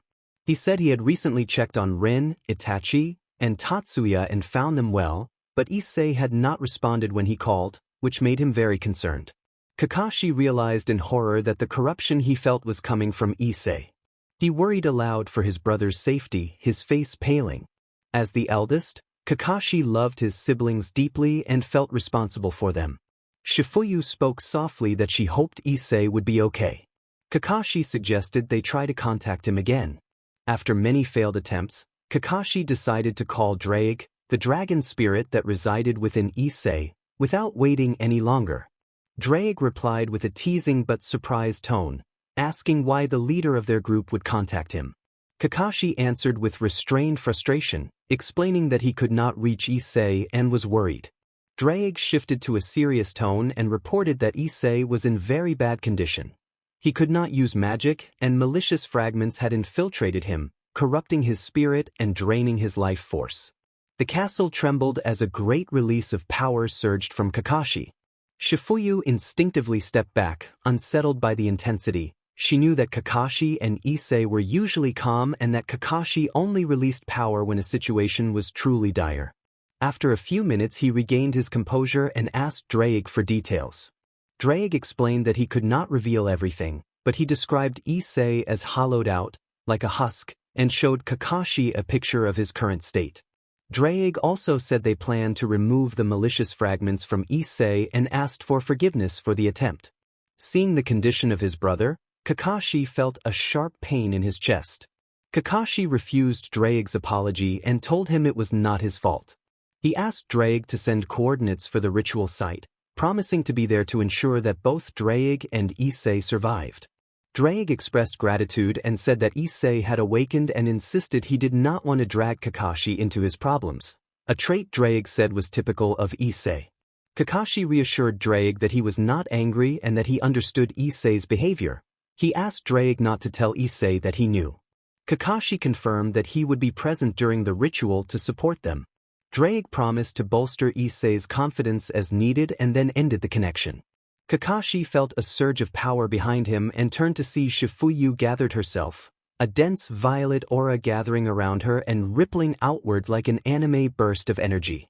Her face was partly obscured by her bangs as she demanded an explanation. Kakashi recounted everything Drake had told him. Silence settled between them for a moment. Kakashi declared that he intended to go to ensure the survival of both Issei and Drake, because they were his brothers. Shifuyu declared firmly that she would go with him. She would not be left behind while her brother suffered. She would accompany him, no argument, her voice betraying the worry she felt. Kakashi advised her not to tell the others yet, insisting this was a serious issue and that they would inform everyone at the proper time. Shifuyu nodded. Shortly after, Kakashi received the coordinates from Drake. They prepared to leave, determined to ensure Issei's survival, and together they teleported to the forest where the ritual to remove the fragments was to take place. The flashback ended. Inside the Haidu mansion kitchen, Rias and Aquino sat at the table eating breakfast. Their prolonged absences over the past month had been unusual, and the sight of them there piqued curiosity, but Issei dismissed the thought as coincidence. He moved to the refrigerator, letting out a secret breath of relief as he passed them. He grabbed some fruit and a carton of orange juice, choosing a light breakfast because he planned to train later and did not want to overeat. Issei sat down at the same table as Rias and Aquino, who were talking quietly between themselves. He took a plate and began cutting the fruit into bite-sized pieces, keeping his movements measured and casual. He filled a glass with orange juice and, just as he was about to eat, Rias appeared and surprised him by saying she had not seen him there. Rias noticed his darker, longer hair and asked what had happened to it. Issei offered a quick excuse, claiming he had let his hair grow and had dyed it a shade darker, smiling awkwardly and scratching the back of his head. He silently begged to be believed as he kept a calm demeanor. Rias and Aquino were surprised by the discovery of the true Security, but because they detected no lie they let it pass. After all, the Issei they knew was not good at lying. Aquino smiled and complimented him on his appearance. Issei, no longer quite the same, replied in an unusually flat tone and he could see the slight shock on Rias's face. Rias then asked with concern where he had been, which took him off guard. He scoffed inwardly at the question and thought the suggestion ridiculous, but he answered that he had been training and attending school and asked where else he could have been. Both Rias and Aquino felt suspicious for a moment, but accepted his answer. Perhaps they had simply missed him when they were looking. Rias apologized for doubting him. Issei began to eat quickly, eager to leave as soon as possible, while inwardly resenting the interruption. He thought it unfair to be disturbed during a meal. Rias then told him about a raiding game, and Issei nearly choked on his fruit at the news. Rias explained that her brother had mentioned plans for a world-class rating game in which anyone across the world could participate, even gods, though participation for such beings would be limited. The project was still in its early stages and not yet named. Issei was stunned and wide-eyed, and the two women giggled at his reaction. He immediately saw an opportunity and resolved to gather information from Rias. Issei began to plot. No longer part of her peerage, he wanted to explore the world and seek adventure, to become stronger and to fight worthy opponents. The idea of a world-class competition seemed like the perfect chance to pursue those ambitions and also to form a strong team of his own. He wanted comrades who were powerful and trustworthy. The sudden announcement made him think it was time to put his plan into motion and leave sooner rather than later. Rias, noticing his distraction, raised her voice to ask if he was listening. Issei apologized and said he had been surprised by the news. Rias, pouting slightly in annoyance, told him that he would participate as a member of her team, since they had fought together from the start. She insisted that it would be better that way. Issei reflexively protested that he wanted to fight on his own and immediately regretted the reaction. Both women reacted with disbelief, Rias asking why he would abandon the peerage and fight against them, and Aquino pleading that they were family and should fight together.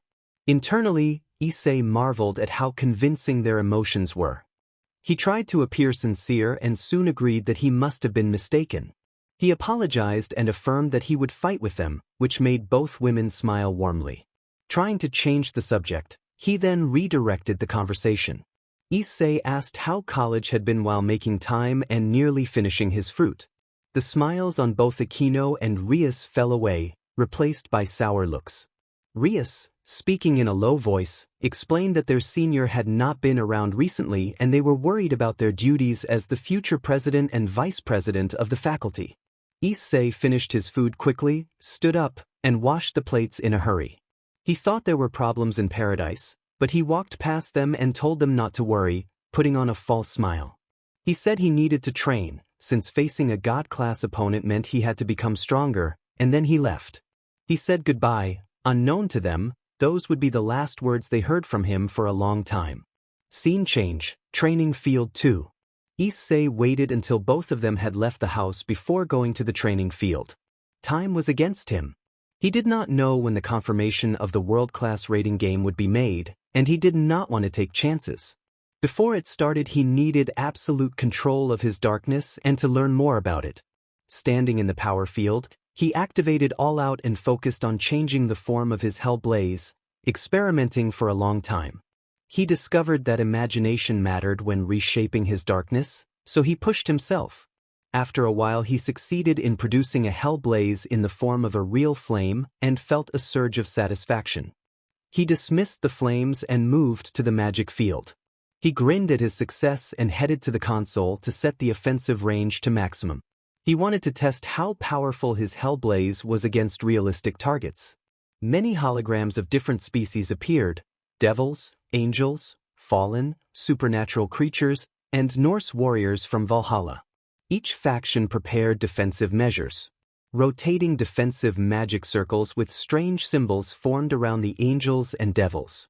Smaller compressed circles with runes appeared on the magic warriors of Valhalla, while close combat Norse fighters prepared their bodies with magically augmented shields and weapons.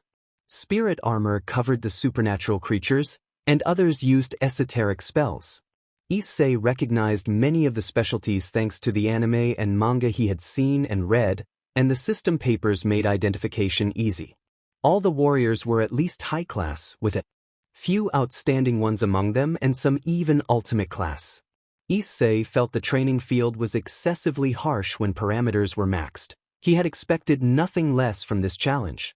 He gathered his flames with deliberate focus and sent them toward a cluster of angels and devils. The black and purple flames streaked through the air and struck several targets. He was surprised to see the flames cut through magical defenses and connect directly with the holograms. Distressed cries echoed from the simulations as the flames held fast and could not be put out.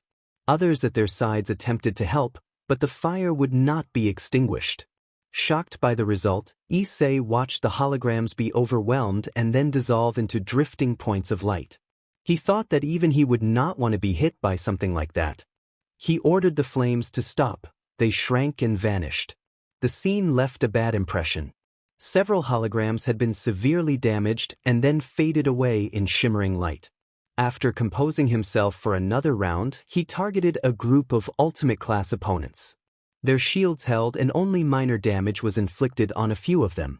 From that, Issei inferred that his flames ignored targets with less magical reserve than his own, while against those with similar or greater reserves the results would be a war of attrition between their defenses and his flames.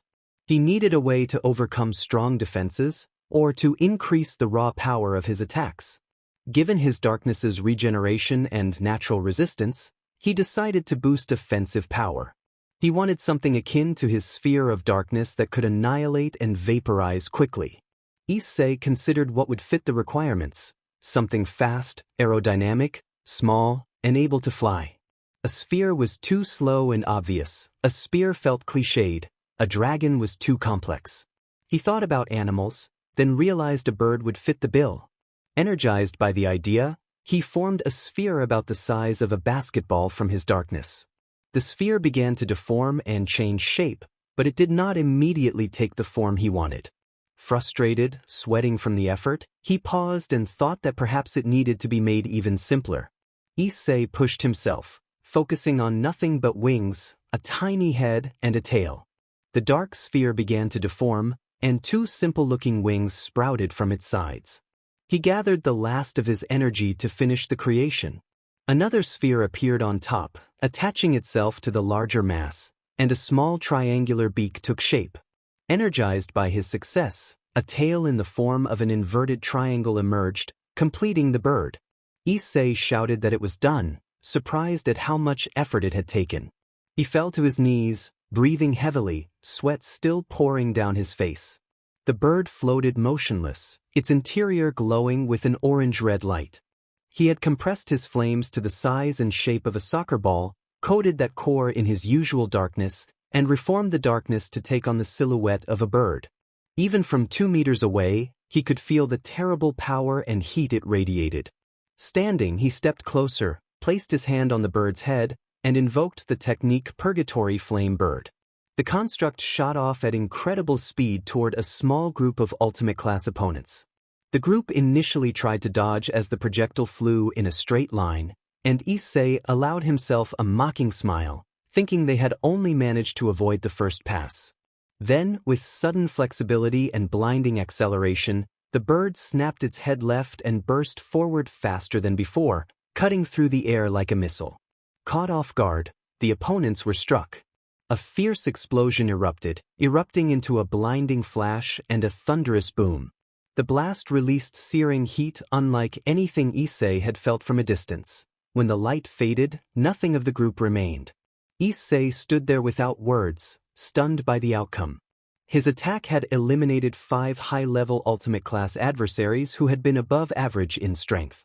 He marveled at the power of the technique and wondered what would have happened if he had used the boosted gear to reinforce the bird. After inhaling a cold breath to calm himself, he regained his composure. Encouraged by the successful creation, Issei spent more time training to improve. After several hours, he could produce multiple spheres of darkness the same size as his first, fire several at once, and control their trajectories. He even constructed a larger sphere roughly the size of a person and managed simple directional changes. He could not yet make them move with the dexterity of a hand or foot like Surzek's, but he trusted he would reach that level one day. Scene change: the library of the Hayudu Mansion. Issei completed both his magical and physical training. With his dragon physique and aura, getting back into shape would not be difficult. He turned his attention to historical research, focusing on the Persians because he was particularly interested in Zoroastrianism. He read the Avesta and encountered the name Azidahaka, an evil dragon described as 3-headed, 6-eyed, and 3-mouthed, cunning and demonic. The text said Azidahaka had been defeated by Feridun and, because killing him would cause chaos, was chained inside Mount Damavand. How Rizavim and the others had found him remained a mystery. According to Issei's knowledge, Mount Damavand had been lost to time since the decline of that religion. Issei wondered how anyone could locate such beings. The only extinct civilization with remains that he was aware of was the lost continent of Mu, and even that had left only fragments. He recalled that Valle had once mentioned searching for them, but Issei did not dwell on it and continued reading. Zoroastrianism being extinct, he limited himself to the basics and moved on. He skimmed over Roman material, much of it mirrored Greek mythology under different names, and only studied the early emperors before skipping the rest to avoid delays in his plans. When he reached Celtic mythology, he found a subject that held his interest. According to what he read, the Celts had become isolated after their followers were converted away, and many of their records had been destroyed when Christians arrived in their lands. Only a few legends remained, preserved in adapted forms. The accounts that endured included the Fomorians and the Tuatha De Danann, recorded in the tale of the Battle of Mag Tuired. These records had been altered over time to fit prevailing beliefs, transforming otherworldly beings into human figures. Issei summarized the key points to himself. The Fomorians came from the sea and represented a general embodiment of evil, while the Tuatha De Danann were the deities who opposed them. Their leader, Dagda, served as chief and a god associated with life. The Morrigan existed as a tripartite figure, three aspects that governed different domains yet were considered one presence. Lugh, the god of light, was famed as the strongest, wielding a magical spear and said to have slain Balor, king of the Fomorians. Lugh's lineage included the hero Siu Chulainn. Issei read that the most famous and unluckiest hero in Celtic history was Setanta, called the Shield of Ulster and the Child of Light, and he committed the information to memory. He felt anger that no one had ever told him this or suggested he investigate. So much useful information had been withheld. He sighed in defeat, wondering why he had never tried to learn something like this before. He turned and glanced at the wall clock. It was already 11 at night, and with school the next day he could not stay up all night. He closed the book, set it back in place, and left the study. As he reached his floor and opened his bedroom door, the room looked the same as always. His eyes landed on a wooden box on his desk. He considered moving it for a moment but decided it did not bother anyone and left it where it was. He changed into his sleepwear and lay down. He stared at the ceiling, thinking about his plans, the world-class rating game, and Drake. He sighed again, trying to push worry aside. He believed Drake would return and all he needed was time. A manic laugh escaped him, and he hastily covered his mouth so he would not wake anyone. He told himself to see what tomorrow would bring and then fell asleep. The sun rose in the east and a beam of light slipped through the gap in the curtains, landing across Issei's face. He wrinkled his nose and rolled over, hoping for a little more sleep before remembering he had school to attend. He forced his heavy eyelids open and sat on the edge of the bed, stretching until his stiff joints popped. After a quick yawn he stood and drew the curtains wider. The clear blue sky and bright sun greeted him outside the window like a blessing on the town below. Issei mocked the place to himself, noting that the settlement no longer deserved to be called a town as he watched the new city beyond his window. After the battle with the Trihexa, investment had poured in and turned the once small town into a bustling city full of skyscrapers, malls, department stores, and hotels. Kuo had become a center of development, and Kuo Academy was now the city's top school. Issei thought it would need to expand within the next year as applications rose, but he felt no obligation to worry about it now. He would be leaving soon enough and could return later. He turned and checked the electronic clock on his bedside table. It was 5:45. School started at 8, so he still had time. He headed for the bathroom, showered, and then opened his dresser.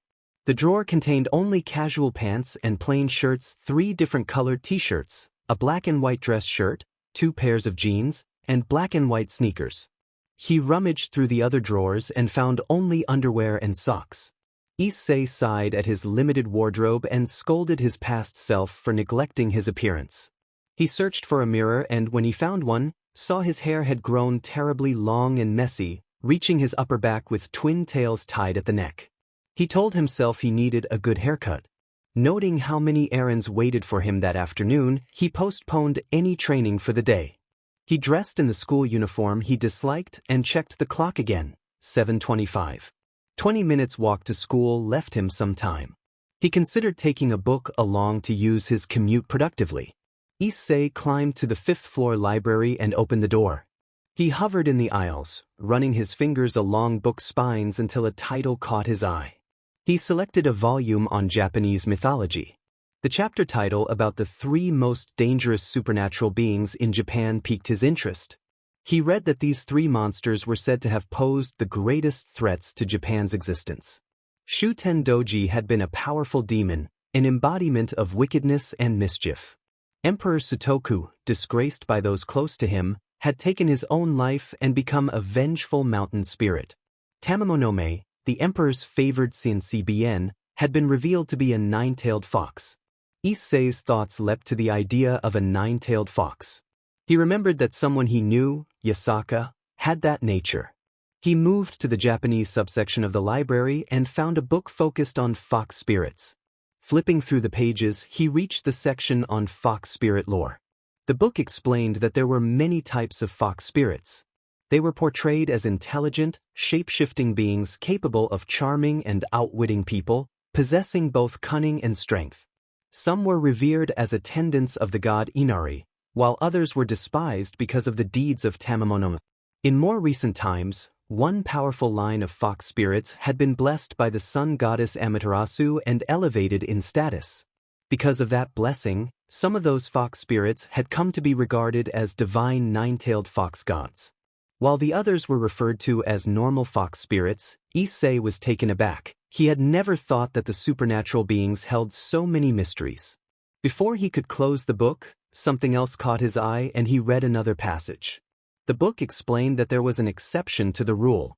Tamamonome, as an especially malevolent spirit, her line had changed into the 9-tailed demon fox, distinguished by scarlet fur the color of blood. Because of this, all of Tamamonome's descendants were said to have blood-red fur and were easily distinguished from ordinary fox spirits. The record went on to say that, today, there was no reliable information about her descendants. They had supposedly been hunted by other supernatural beings years ago until none remained.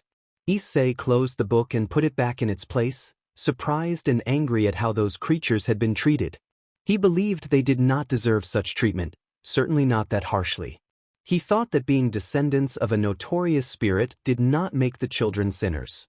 The children were innocent. He wondered why anyone would be so blinded by hatred that they would not spare innocent children. He turned and grabbed another book. Today he wanted to read about Japanese mythology, better known as Shintoism.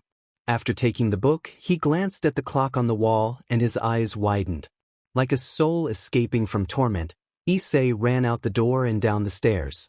At the main door he grabbed his bag, put the book inside and ran. The time at the library had been 10 to 8. He did not have much time left. Scene change, near Kuo Academy. A boy screamed with everything in him, pleading desperately as he realized he had failed to arrive at school on time. Issei cried out in frustration when he found the gate closed and a teacher standing nearby who showed no mercy. Issei cursed the generations of his ancestors for his bad luck and felt his embarrassment deepen. Issei felt depressed and grabbed the iron bars of the gate, falling to his knees. He declared aloud that once the gates were closed, no power, human or divine, could help him enter the school. After a few minutes, he stood in defeat and began to walk back home.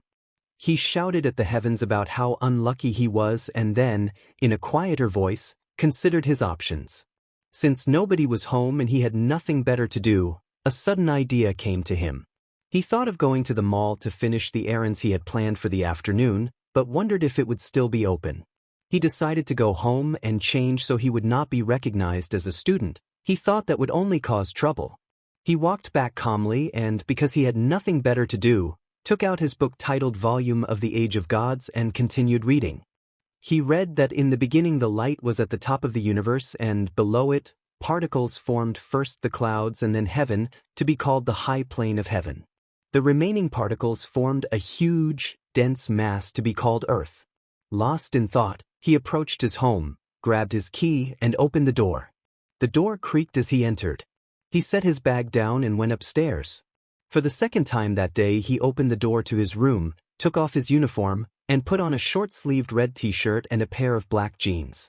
He swapped his worn white sneakers for a black pair and stretched, breathing a long sigh. He checked for his wallet and found it in the back pocket of his new jeans, relieved he would be able to pay for things. He thought to himself that he also needed to open a new account not linked to him so he would have money for food and decent lodging during his travels. He left his house with the keys from the bowl by the entrance, locked the door, double-checked it was secure, and then left. More than an hour had passed since he left Kuo Academy, and now he was sure the mall would be open. He ran a hand through his long brown hair and decided the first priority was a haircut. He headed to the new mall that had opened a few weeks earlier, a round structure that outclassed nearby buildings. This was his objective. Ravensburger Mall had been built by a German company that had chosen Kuo for their new complex. Issei suspected it had something to do with ties to influential people in the area. Outside the mall, a large dancing fountain sprayed water at different speeds while lights accompanied every movement.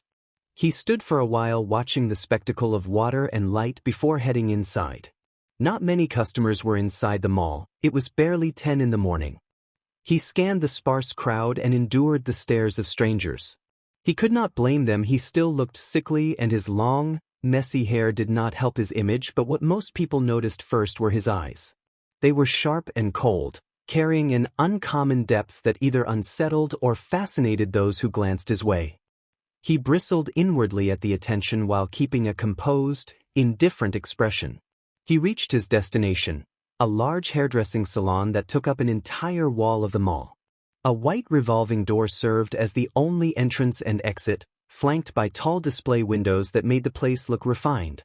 The classic red and white color scheme seemed oddly formal for a salon, but convenience won out. This was the closest place to his home, and the barbershop he used to go to was on the other side of the city. With a resigned inward groan, he pushed through the door. Inside, 3 women were on staff and he was the only customer, so his haircut went quickly.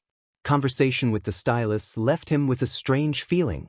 The presence of someone named Azazel was mentioned and niggled at him. A couple of hours later, past midday, more than 3 hours had passed in the salon. The women discovered that his dark brown hair was natural and were surprised. When asked about it, Issei let them know it was a secret, offering a faint, half-hidden smirk. He examined his new haircut with satisfaction. The cut was a 70-30 style with a dividing line that began at the middle of his left eyebrow and ran less than halfway up his skull, which suited him well. Most of his bangs swept to the right, partially covering his right eye and forehead, while the left side remained open. Tufts framed his left temple and partially hid his ear. The former twintail at the back had been removed in favor of a short, messy style that fell freely down his neck and complemented his features. The 3 women had to contain their blushes at the way the new look transformed him. After thanking them and paying a price he considered reasonable, he turned back to the stylists and asked Tamayo what question had been on their minds. The women were relieved that he was a man of his word. Tamayo then asked what secret the city was hiding, insisting they already sensed something different about it. Hidemi added that they knew he was not ordinary and that among the many strange people who came through the salon, he was the second one who stood out. Issei wondered aloud who the first could be. Yuka described an old man with black hair and golden bangs who had the same dangerous air, someone creepy and unsettling. That description matched only one person in Issei's mind, Azazel. He muttered a complaint about Azazel coming to flirt with women again, and the women heard him. They asked about the name with curiosity, and Issei felt a prick of annoyance. He told them he would reveal the truth, but only what he considered necessary. He required them to swear they would not tell anyone, warning that revealing it would bring consequences beyond their understanding. The intensity in his gaze convinced them he was serious, and after a moment of stunned silence they nodded. Issei explained that the world they knew was only the surface of a much larger reality. He described other beings: angels, fallen angels, devils, gods, dragons, creatures of legend from many mythologies who truly existed in their world as well. To demonstrate, he summoned a sphere of darkness in his hand and formed it into a luminous, flame-like bird. The small, otherworldly creature flew across the room in a dramatic, anime-style display of power, and the 3 women dropped to their knees, trembling and clinging to one another in shock at what they had just witnessed. He cautioned them that the world beyond mundane human experience was vast and dangerous and that ordinary people should not meddle in it. With that, he let the magical display dissolve, walked toward the revolving door, and began to leave. Yuka cried out, asking what he was if he did not consider himself one of them. Issei stopped, turned, and declared that he was a dragon. His eyes shifted briefly to a reptilian look, then into a more intense demonic state, leaving the women in stunned silence before he stepped back through the door and departed. Soon, Issei walked out of the salon. After a couple of minutes of walking, twisting and turning, he spotted a bank. Issei noted his luck and walked inside. 40 minutes later, Issei complained that the bank was slow as he opened an international account for use throughout the human world. He decided to transfer a portion of his savings, including earnings from the Issei Dragon show and royalties from some merchandise. Even though he transferred only about 10% of the total, the amount made the bank manager widen his eyes in surprise. Because the transfer promised substantial benefit to the bank, the staff did not press him for documents. Issei picked a random name for the account, calling it Fujiwara Takumi, and felt relieved that the hardest part of his plan was complete. Now he only needed decent clothing. After some thought, Issei chose where to go next on his journey. He preferred to travel by magic circle rather than by plane because the world-class rating game had tightened his schedule. He decided on Kyoto. He still remembered a previous trip ruined by certain events and wanted to enjoy this one fully. First came his adventures, then recruiting members for his team. Issei walked through the mall until he discovered escalators for the first time. He had noticed a second level but had not been able to find a way up. He felt relieved to finally climb the escalator and reach the top. At the top, he began to look for clothing. What he had worn so far was not very good. He was surprised by the sheer number of clothing shops filling every visible space. He worried this might be problematic and turned right away from the escalators. The mall was still quiet because it was early, and students had not arrived yet. It seemed built to attract young or wealthy customers, which puzzled Issei. He wondered why Surzex and Serafal had allowed the company into Kuo, but decided he did not care about politics as long as it did not affect him. He walked on, glancing at the window displays. Some stores specialized in suits for gentlemen, others catered to ladies in a private department. There were shops for jewelry and accessories, a video game store at the far side of the mall, and even a small library. Issei made a mental note to visit the library after he finished his errands and stared toward its location across the mall. He walked to the other side of the mall but still could not find anything to his taste. He felt unusually unlucky as he searched the right wing of the second floor. Just as he decided to turn back, a small shop at the far corner caught his interest. He approached the modest entrance. A red neon sign above the door read Late Night Savior.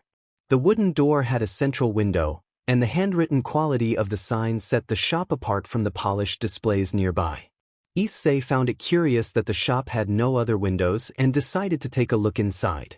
Late Night Savior, clothing manufacturer and shop, was a single large room filled with different patterns, mannequins, and bolts of cloth.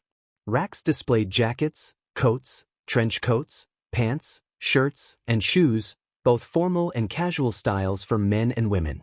At the left, a row of dressing rooms suggested a busy operation, yet there was no obvious cashier counter. Between two of the dressing rooms, a woman leaned against the wall. Her expression was unreadable, giving her a distant, solitary air. She appeared to be in her early 20s, striking in a composed way. Black hair was tied into two unequal twin tails, the left noticeably longer than the right. She wore a black lace dress with red ruffles and matching detached sleeves, along with elegant black stockings and heels. What made her stand out most were her eyes. The left eye was bright gold while the right was deep red.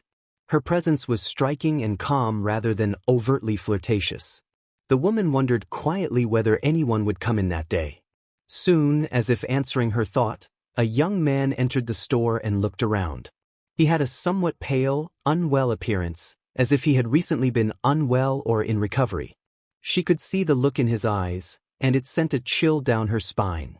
She concluded he was not ordinary as she stared at his black and red eyes, eyes that carried experience and sharpness. Despite his rough clothing and unkempt appearance, His face was handsome in a sharp, somewhat cool way. He had the aura of a bad boy, and his hairstyle suited him perfectly. She thought that with a little refinement he could draw a lot of attention. He also seemed young and had room to grow. The boy's voice surprised her. It was sharp yet warm, a contrast that made one want to hear him speak more. She reflected on how this unpolished person might become something remarkable. Issei raised his voice a little, prompting her to realize she had not heard him. She apologized and said she had been lost in thought. Her mature tone made an impression on him, though he steadied himself. She answered his question by explaining that the shop did not sell other brands. They manufactured their own clothing and created custom pieces for customers who could afford them. Issei understood why the prices were so high when he saw the numbers. As he approached, the prices on display made clear the boutique catered to a different clientele. Issei asked if they could meet any demand as long as the customer could pay. The woman confirmed they could, but explained the cost would increase for bespoke work. She added that their garments were designed to be long-lasting and able to withstand extreme conditions. She had expected a boy his age would not be able to meet the price. Issei announced that he intended to place an order anyway. The woman warned that it would not be cheap and that a deposit with a contract was required up front. He assured her he had the money, which surprised her. She nodded and guided him to the back of the store. They walked for several minutes until she opened a black door and motioned him inside.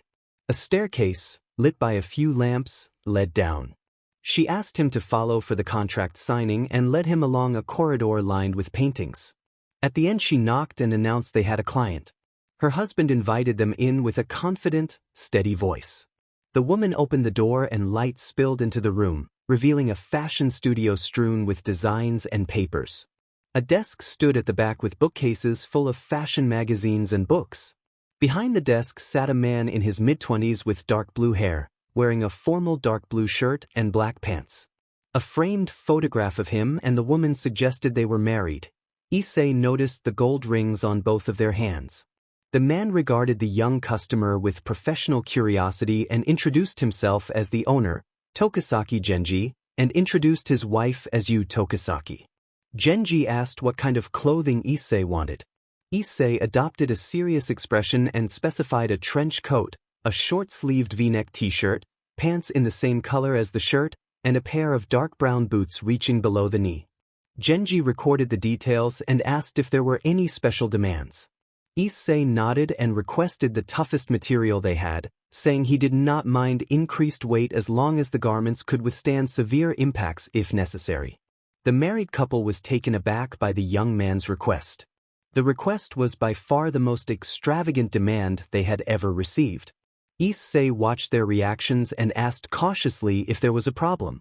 Genji replied that there was no problem with the commission itself, but the materials required were rare and the colors could not be bright because the fabric would not accept them.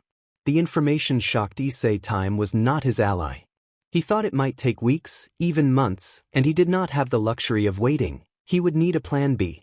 He offered to pay 10 times the normal price if the pieces could be ready by Friday and promised to transfer the funds immediately, using money as his trump card. The couple stared in disbelief.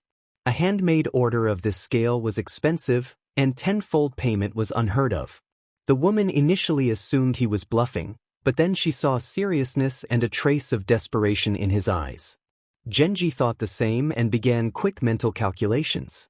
The store was well positioned and had many franchises across Japan, but the extra money would be very helpful. He finished the numbers, added another digit for safety, and realized the sum would stabilize the franchise for a year or more and fund several projects. He showed Issei the price, wary that the man might back out. Issei concluded it was far cheaper than he had expected. He realized the cost would be only a fraction of his reserves, about 0.5%, and his main account held enough to buy a city if necessary. He had learned that the show really was a money-making machine. Genji accepted the price but asked if Issei was certain the items needed to be ready by Friday. Genji pledged that they would be finished by then, thinking he would move heaven and earth, use every contact, and break himself into pieces if necessary so long as Issei signed the contract. He signed and completed the transaction without issue. With the deal done, Genji instructed his wife to take Issei's measurements and prepare the designs. She nodded and began taking measurements. Before leaving, Issei requested that they make the pieces as cool as possible. Genji smirked and agreed, perhaps enjoying the idea of something that looked impressive. By lunchtime, Issei decided to return home. Yu accompanied him to the exit and reassured him that the pieces would be ready by Friday, smiling in a way that made him smile back. Issei explained that his plans depended on punctual delivery and that it was very important to him. A faint pleading quality showed in his eyes. Yu was surprised but quickly accepted this side of him and nodded. Issei left the store and headed for the escalators. He regretted briefly that he had to leave the library but pushed the thought aside and descended to the lower floor. From the bottom he looked back at the hairdressing salon and saw it closed. He wondered if the order had been too much for them. He left the mall and planned to train and finish the books he had intended to read. He still had over half of them left.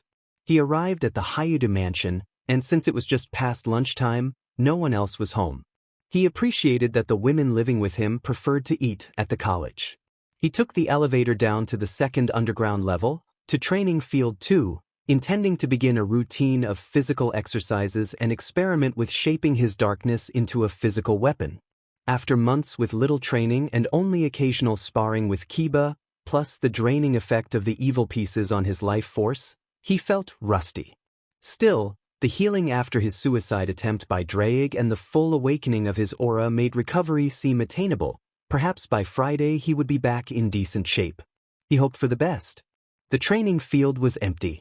He approached the all-on-out apparatus and began the same regimen he had been doing, determined to change the form of his darkness into a weapon, especially a sword, which he liked.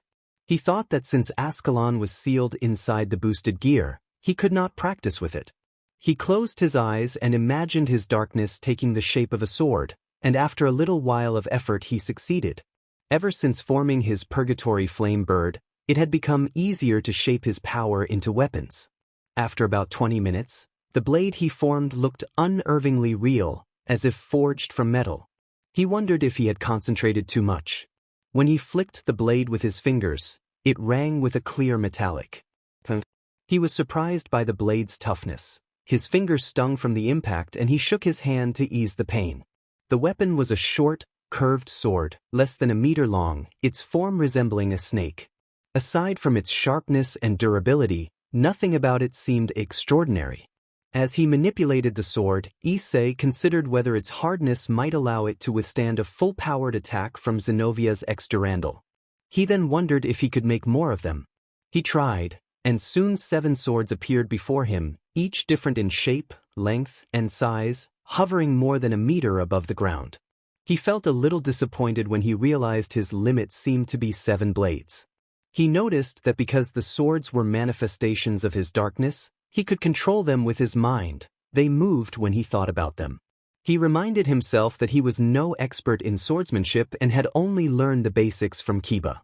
The idea of creating dozens of blades and firing them like missiles crossed his mind, but he understood such a power would be excessive. Instead, he weighed a name for the 7 blades that were tough, sharp, and mentally controllable, and after trying several options he settled on Rebellion, satisfied with the choice. Tired after training, he decided to go to the library. He left training field number 2, took the elevator to the 5th floor, and entered the library, heading for the section on Hindu mythology. Expecting a long read, he borrowed a copy of the Rigveda and began to read silently. He encountered hymns praising Agni, the fire deity, and was stupefied by their archaic, reverent tone. He reread passages, focusing intently and losing himself in the text. Time passed. He checked and realized he had read 1,028 hymns. He could hardly believe he had finished such a large work so quickly. He noted that roughly 70% of the text praised Indra and his deeds, which surprised him but made sense given Indra's prominent status in the tradition. He reflected that Indra was truly portrayed as king of the gods and saw that it was still only 9 in the evening. Acknowledging how long it had taken, he chose another book to continue later. He reminded himself that there were 4 Vedas: Rigveda, Yajurveda, Samaveda, and Atharvaveda, so reading them all and the epic texts would require considerable time. Hours slipped by until midnight. Exhausted and not particularly fond of the material, he returned the Rigveda to its place on the shelf and picked up the Ramayana, an epic about Prince Rama and the demon king Ravana, planning to read it the next day during school. He left the library with the Ramayana, went down 2 floors to his room, and, yawning, closed the door behind him. He changed into pajamas and climbed into bed, aware that he would have to attend school tomorrow to maintain appearances before taking some leave. He planned to speak with the principal and present a believable explanation for his absence. He thought of a tactic he had learned earlier while walking home from school and the mall. During that walk, a common bird had landed on his shoulder. He had accidentally released a little darkness and, to his surprise, managed to calm it. The second time he tried, the bird reacted violently and burst into a brief, startling flash that sent him reeling. From later training, he learned that only ordinary creatures could be influenced this way, with a success rate of about 50%. He resolved not to attempt anything risky with the principal unless absolutely necessary. He reassured himself that human bodies were more resilient and that no side effects had shown with the first bird. He only needed to be cautious. With that thought, he closed his eyes and tried to sleep. This time he actually needed to go to school. Morning at the Haidu mansion found Issei waking early and focused. He ate slowly, finished his breakfast, and prepared to leave. He did not want to go, but the tasks waiting for him could be done by no one else. After clearing his plate and glass, he washed them and set them to dry. He checked the clock, saw it was 30 minutes until 8, and decided he had enough time to get going. At the entrance he grabbed his bag and checked its contents. Satisfied everything was inside, he took his keys, opened the door, and stepped out. The morning sun momentarily blinded him, and the air was chilly beneath the bright light. He closed the door and walked away. As he walked, he opened his bag and took out the Ramayana, smirking to himself. He balanced the book in one hand and his bag in the other and continued toward school. A few minutes later he was completely absorbed. The story of heroes and villains, full of intrigue, kidnappings, and rescues, was exactly his type. He crossed Kuo Academy's gate without taking his eyes off the pages and was inwardly relieved the gate had been open this morning. It was his first time coming inside the school since his revival. He still resented that teacher who had closed the gate on him yesterday, but considered the gate incident a minor setback. He told himself that at break he would sort out the school issue. Issei climbed the stairs to the 3rd floor and found the classroom marked A. When he opened the door, several students turned to look in surprise, likely because he had been absent the previous day. He ignored the attention and walked to his seat at the back row, the second seat from the window, then sat and returned to his book. Other students whispered among themselves that it was Haidu, that he looked different, and that perhaps he had changed his hairstyle. The other side of the coin. 2 months after the war. Since the end of the war against Rizavim and Klipith, faction affairs had become tense. The remnants had been nearly exterminated, and the underworld was unstable. Revolts erupted, some stirred by the lingering influence of the old Demon King faction, others sparked by the government's responses to the Klipith threat. The latter were easier to quell, the former proved stubborn, their roots deeper than expected. The 4th Demon King had been working non-stop to restore order. Some problems were smoothed over with press conferences that answered a flood of questions from the masses. Questions like why the underworld had not been warned and why a group of young people had resolved the crisis stung, but duties had to be done. The more violent uprisings had been orchestrated by extremists loyal to the old Demon King faction, and those required a more direct response. Thus the Valley team was formed. After the war, thanks to their contributions, the team's past crimes were pardoned and its members became well known across the supernatural world. They operated like a rogue group protecting people from extremists. At that moment they were returning from a mission. Biko, a monkey-like spirit clad in old-styled Chinese armor who twirled a tall black staff with practiced ease, asked Valley why they were doing this. Valley replied that they had nothing better to do. Biko laughed and said that since no strong enemy dared to move, clearing out the troublemakers was the best job available. Arthur Pendragon, a tall, lean man wearing a flawless old-fashioned gray suit and royal blue spectacles, suggested Biko think of it as training. Biko complained that they were just errand boys and that it was more boring without the girls present. Valis said nothing, simply watching the ruined castle behind them. The castle looked extremely old, damaged, and inhuman. Lucifer's brief about the place had been unforgettable. Rebels had made their base there, and for that reason the team had been ordered to eliminate them, even if the castle itself were destroyed. The castle had belonged to the extinct house of Marcosius, a house once closely allied with Gremry. For it to be used as a rebel stronghold was a grave insult to that memory. The team had tried not to destroy the castle, but some of the enemies had been of ultimate class and the situation had escalated. What surprised them most was that the defenders had not been only devils. Fallen creatures, spirits, and several mass-produced evil dragons had been inside. The place had turned out to be a base for Clippeth remnants, and the team would need to report the discovery to Lucifer. Arthur asked Valley what he was thinking about. Valley said he was thinking about the castle. After the war, Valley had agreed to make his story public to demotivate followers of the old Demon King faction, particularly those who had followed Rise of him. Making his past known had felt like a weight lifting. He had nothing to hide, and if sharing his experiences could convince others to abandon that path, he was willing. That belief gave him some peace. Biko asked if they should return, and Valley nodded. As they walked away, Valley reflected that he had changed a great deal since those earlier days. He remembered Hayadu Issei and felt that Issei had influenced him more than he had realized. A small smile crossed his face at the thought of a future rematch. They would need to train and gather more experience before that could happen. At the former entrance to the castle, the building burned with an eerie red glow despite there being no visible flames. The structure's main color was a pale purple with hints of red. It rose tall and imposing amid a scarred landscape pocked with craters and channels saturated with holy energy. Marcosius had been depicted as a wolf with griffin wings and a snake tail, a symbol of an undefeated warrior. The castle resembled a medieval fortress, with thick, tall walls and nearly unbreachable defenses. Holding ground inside the gate gave a clear advantage, making a siege difficult. That was why this castle had been chosen. However, its defenses proved less effective against the three of them. The main gate had been nearby. When they had first entered, Biko had kicked it open. The walls and surrounding vegetation were a pale purple, matching the earlier color scheme. When they reached what they thought was the castle's entrance, they exited the same way they had entered, through the main gate. After a few minutes, Valley attempted to form the magic circle to return to the city of Lucifad, where the leaders were, but something unexpected interrupted him. The magic circle shattered as it formed.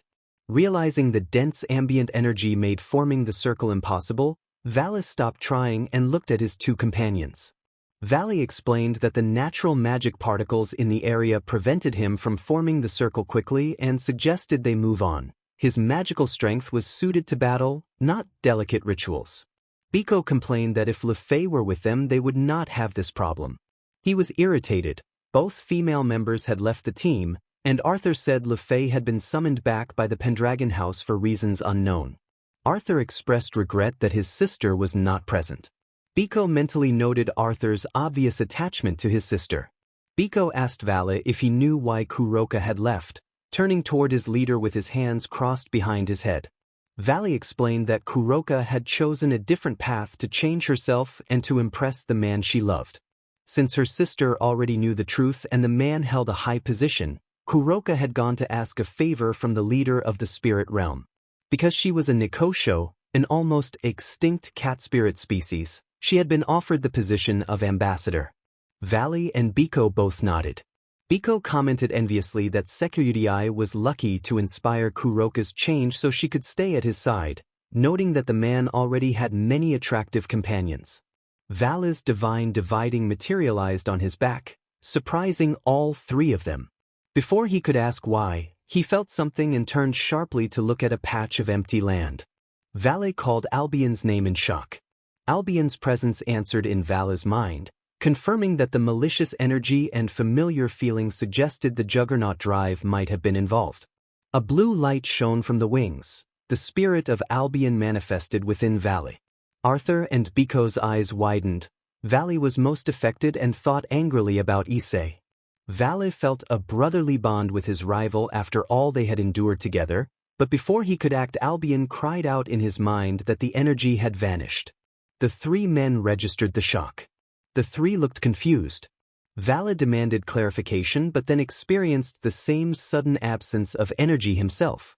For a moment there was nothing. Arthur and Biko looked at each other, bewildered. Biko asked Vala if he was certain, but Albion answered in Vala's mind, reproving Biko and insisting he had clearly felt Draig's energy turning dark, and that this time it had been far more ominous and unsettling than before. They fell silent, surprised by the white dragon's certainty. Vala collected himself and analyzed that the energy had matched the Juggernaut drive but had felt far more ominous and horrifying. Albion agreed in Vala's mind that they had been right, but the energy had vanished too quickly for others to notice. It seemed the chant and activation had been cut off. Arthur asked Vala what they should do, awaiting orders. Vala admitted he did not know, claiming they had sensed the Juggernaut drive would sound insane without evidence, and he doubted the leaders would act without proof. He spoke in an emotionless tone. After a moment of silence, they moved on to find a place where Vala could try the magic circle again. They walked in silence. Unknown to the others, Vala carried on a mental conversation with Albion. Vala asked Albion in his head what he thought. Albion replied that he could not be certain but that they could not be wrong. He wondered what would make someone use the Juggernaut drive. Vala fell into thought and suggested that perhaps the drive had been activated not for power but because of intense negative emotions. Albion went quiet, the possibilities seeming plausible. Albion noted that with Issei as Draig's host it could be possible, but he remained uncertain. Vala pressed Albion for clarification. Albion replied that the feeling of rage had been far too great and malevolent to be caused by the Juggernaut alone. He was even more confused. Vala began a thought but then dismissed it, reluctant to voice it aloud. Albion, concerned, called to Vala in his mind. Vala had been thinking something he did not wish to say. Vala worried that perhaps Issei had experimented on himself and been affected so deeply that the Juggernaut had activated on its own. The intense emotions Issei experienced might have amplified the Juggernaut and produced the extreme despair and rage they had felt. Vala explained that that would account for the ominous energy they had felt, and Albion fell silent. The question of its cause remained unanswered. They ended the conversation and reached a forest outside Markosia's territory. Vala traced a sturdier transportation circle than before. The three stepped into it, and they vanished in a flash of blue light. They arrived at one of the underworld capitals and materialized on an empty street. The only obvious difference between this city and those in the human world was the purple sky. Otherwise, the streets and streetlights were familiar. The roads were deserted. A large castle rose at the end of the avenue. Unlike the one in Markosia's territory, this castle resembled a capitol building from the United States. It served as the base of operations for the current Demon King and where they spent most of their time. The three walked calmly toward it. It was not their first visit, but Vala's earlier theory still weighed on him and on Albion. They had searched for an alternative but found none. At last Albion spoke with deadly seriousness and made it clear they had to accept that conclusion. Vala only nodded. They climbed the stairs and reached the entrance. A huge, thick wooden door dominated the facade. The rest of the building was constructed from caloric stone, a rare white mineral found near volcanic areas of the underworld, prized for its resistance to heat and explosions. Its unblemished whiteness was almost painful to Vala's eyes. The door creaked as it opened, revealing a vast, round hall with staircases on either side and a long corridor leading to the conference hall used for important gatherings. They took the right-hand stairs. The right wing housed rooms for the Demon Kings and their peerage. The left contained rooms for politically influential nobles. Where the wings met lay the private chamber of the Baal. Vala sneered at the Baal's private room. He had never been fond of them. He then approached the first door at the top of the stairs, the entrance to Lucifer's quarters where Lucifer effectively slept. Without knocking, Vala opened the door and stepped inside. The room was enormous and occupied by most of Surzek's peerage. Each member had a desk, some cluttered with paperwork, others bare. The space, with its high ceiling and chandeliers, felt refined and imposing. Everything was pure white except for the black desks and the red carpet. 8 desks lined the room for the entire peerage. and at the far end a massive desk dominated the horizontal span of the chamber. A man sat behind that desk, busily checking papers, signing documents, and issuing orders to his peerage. Most members only nodded and departed, choosing to ignore the trio. When the room had mostly emptied, only the red-haired man in luxurious clothing and a silver-gray-haired maid remained. Valley reported that the mission was completed, his voice carrying pride. Lucifer turned and for a moment showed relief before his expression returned to neutrality. He acknowledged the good work and already had a new assignment at Grigori, since Azazel wanted them there because something was expected to occur.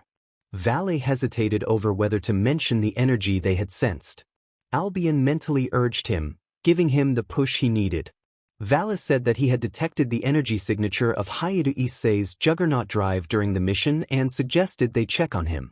At that revelation, both Surzex and Graphia stopped their work and widened their eyes, asking in unison if he was sure.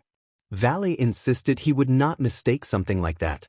Surzex asked coldly why they had not sensed it themselves. Valley explained that the energy had vanished as soon as he detected it. Silence followed. Graphia glanced at her husband and, outwardly reassuring, said not to worry and that they would investigate. Albion and Valley privately suspected she was not being honest, but Valley only nodded outwardly. Valley added that the castle had not been used by rebels but by Clipith members, a conclusion he reached after fighting against some corrupted dragons and other hostile species. Turning to leave, he felt unsettled that Surzex and Graphia had dismissed his comment about Issei, but without confirmation from others there was little they could do. Everyone was occupied and a formal investigation would be difficult. Surzex instructed them to prepare for the next mission and reminded them that Azazel wanted them at Grigori as soon as possible. The three left through the main doors. As they departed, Surzex asked Graphia with visible concern whether she believed what Valley had said about Issei. Graphia replied that she had doubts, her voice even but her eyes narrowed, and she added that if something that bad had happened they would have felt it. Graphia considered the possibilities and told Surzex that either Michael or Azazel would have contacted them. If something serious had happened in Kuo, if the drive emitted malicious energy, or if there had been a visible scene of destruction. She analyzed the different scenarios carefully. Surzex remained uncertain, something felt off. Graphia noticed and softened her expression as she moved closer. She placed one hand on his cheek and took his hand with the other, looking into his eyes as she reassured him that Issei could not have activated the drive. She argued that Issei had no reason to, that he was already much stronger without it, and that nothing likely had happened to him since Rias and the others were watching over him. Graphia explained that, if anything concerning Issei had arisen, Rias would have contacted Surzex because his magic circle was secured and Rias was one of the few who could reach him now. Her tone was comforting and steady, like that of a devoted partner. Surzex felt somewhat eased, though the nagging thought persisted in a corner of his mind. Graphia told him not to worry and that in a little over a month everything would be resolved, offering that they could visit Issei then if he still felt uneasy. She suggested that Issei would probably welcome a visit. Her continued reassurances lifted Surzex enough for him to smile, unaware that a certain brown-haired boy elsewhere was crying out in grief. Valley and his team left the Mao's office. Valley had the strong sense that something terrible had occurred. Despite the skepticism of others, he was convinced something had happened. He dismissed the worry outwardly, resolving internally that there was nothing to gain from fretting and trusting that the boy in question would find a way to solve his problems as he always did. Albion shared the unease. He suggested telling Azazel, believing Azazel should be informed if something had happened. Valley agreed and decided to tell him. As they moved down the stairs with their team, Arthur asked whether they were going to see the former governor, since their new mission had already been explained and they should proceed to complete it. Valley confirmed that this mission would likely be the last they received for some time, after which they could train or do as they pleased. At the bottom of the stairs, Valley activated the transportation circle to Grigori. A flash of white light enveloped them and they vanished from the capital. When the light faded, they found themselves on rocky plains strewn with large boulders. The land was a deep red.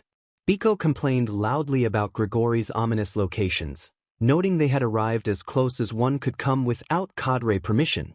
Peaks rose on the horizon, and a large pale moon hung behind them. One of the peaks hosted the main Grigori base, their research institute. Biko grimaced at the prospect of climbing to the top. Arthur agreed that the ascent was troublesome, which pleased Biko to have at least one ally. They moved closer to the 5 tallest peaks in the range. Along the way, boulders assumed odd shapes, some like leafless trees, others like thick trunks clustering into a sparse, dark formation. As they walked, the rocks grew larger, forming low hills and cliffs. The lifeless red landscape gleamed under the pale light. After less than an hour, they reached the base of the mountains. 5 paths were carved into the rock floor, some twisting like snakes and others running straight upward. Biko fretted about which path to take, admitting that most of their visits had been direct to bases rather than via the ordinary routes. Arthur told him the correct path was the second from the right, and Valley teased Arthur into explaining since Valley had assumed Biko knew. Biko tried to offer an excuse. Valley smirked in response, trying to be more friendly with those close to him, and Arthur concurred. Biko's jaw dropped at their easy rapport, but they told him not to let it go to his head.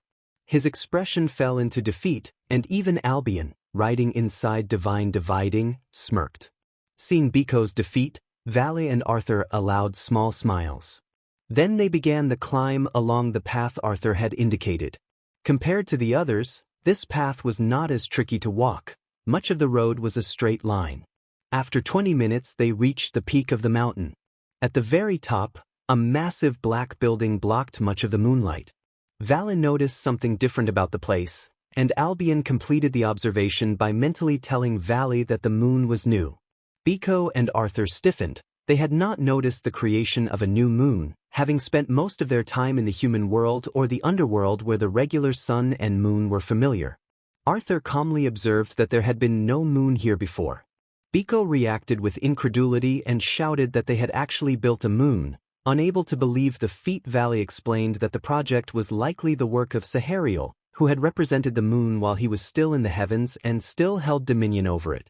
Valley had lived in Grigori for a couple of years, so he knew their history. They turned their attention to the tower in front of them. It was a colossal, pitch-black structure rooted into the mountain cliff, contrasting with the red land. A large metal gate secured to the ground stood at their current location, but it was open, as if they had been expected. Crossing the gate gave them a clearer view of the building, which rose hundreds of meters and could rival many famous skyscrapers on Earth. Windows were symmetrically placed across the facade. At the base floor, where they stood, there was nothing except an ornate blood-colored door framed in yellow with a sign that read Grigori above it. Black granite pillars surrounded the entrance, lending the tower an indestructible air. As they approached the main door, it opened by magic. Albion mentally told Valley that they were expected. Valley nodded and stepped through. Inside, they found a luxurious lobby with a single desk placed at the center. A woman stood behind it with a graceful smile. Valley told the woman at the reception desk that they had come because Azazel had called them. The receptionist nodded and, in a playful but professional manner, indicated that Azazel had indeed been expecting them and invited them to follow. She walked ahead and Biko watched, feeling awkward and unsure how to react. They reached an elevator. The woman, who had black hair, 3 pairs of wings, and a business suit, pushed a button. Several floor buttons reached the ceiling of the elevator, numbered 1 to 3 digits, suggesting the building was taller than they had thought. She pressed the button for 86 and the elevator rose. When the elevator doors opened, the hallway ahead revealed only 2 notable things: a black metallic door at the far end and the letters E embedded in a wooden framework along the right wall. Biko asked about those letters. The receptionist explained that Azazel had requested that those letters be accompanied by the floor number, and Biko realized why Azazel had done it and mentally scolded himself for thinking like a child. He hummed a tune as they walked. They reached the door and the woman knocked before returning to the elevator. Steps sounded from inside and an older man in his 40s opened the door. He had black hair with golden bangs, a rogue-looking face, and wore a loose black yukata with a tired expression. He welcomed them in with a goofy smile and mentioned that the rest had already arrived. They exchanged suspicious looks but shrugged and entered. The room inside was a luxurious apartment strewn with blueprints and papers. A door to their left was slightly open, revealing a modern laboratory, clearly Azazel's personal space within Grigori. Azazel laughed and told them that they would like what he had to say, but first they needed to meet the others. They walked to the far side of the cluttered apartment and opened a door. The Fallen were there. As soon as Valley entered the room, he felt a surge of unease. Among those present, a woman's eyes shone at the sight of him. Albion warned Valley bluntly that he was in trouble.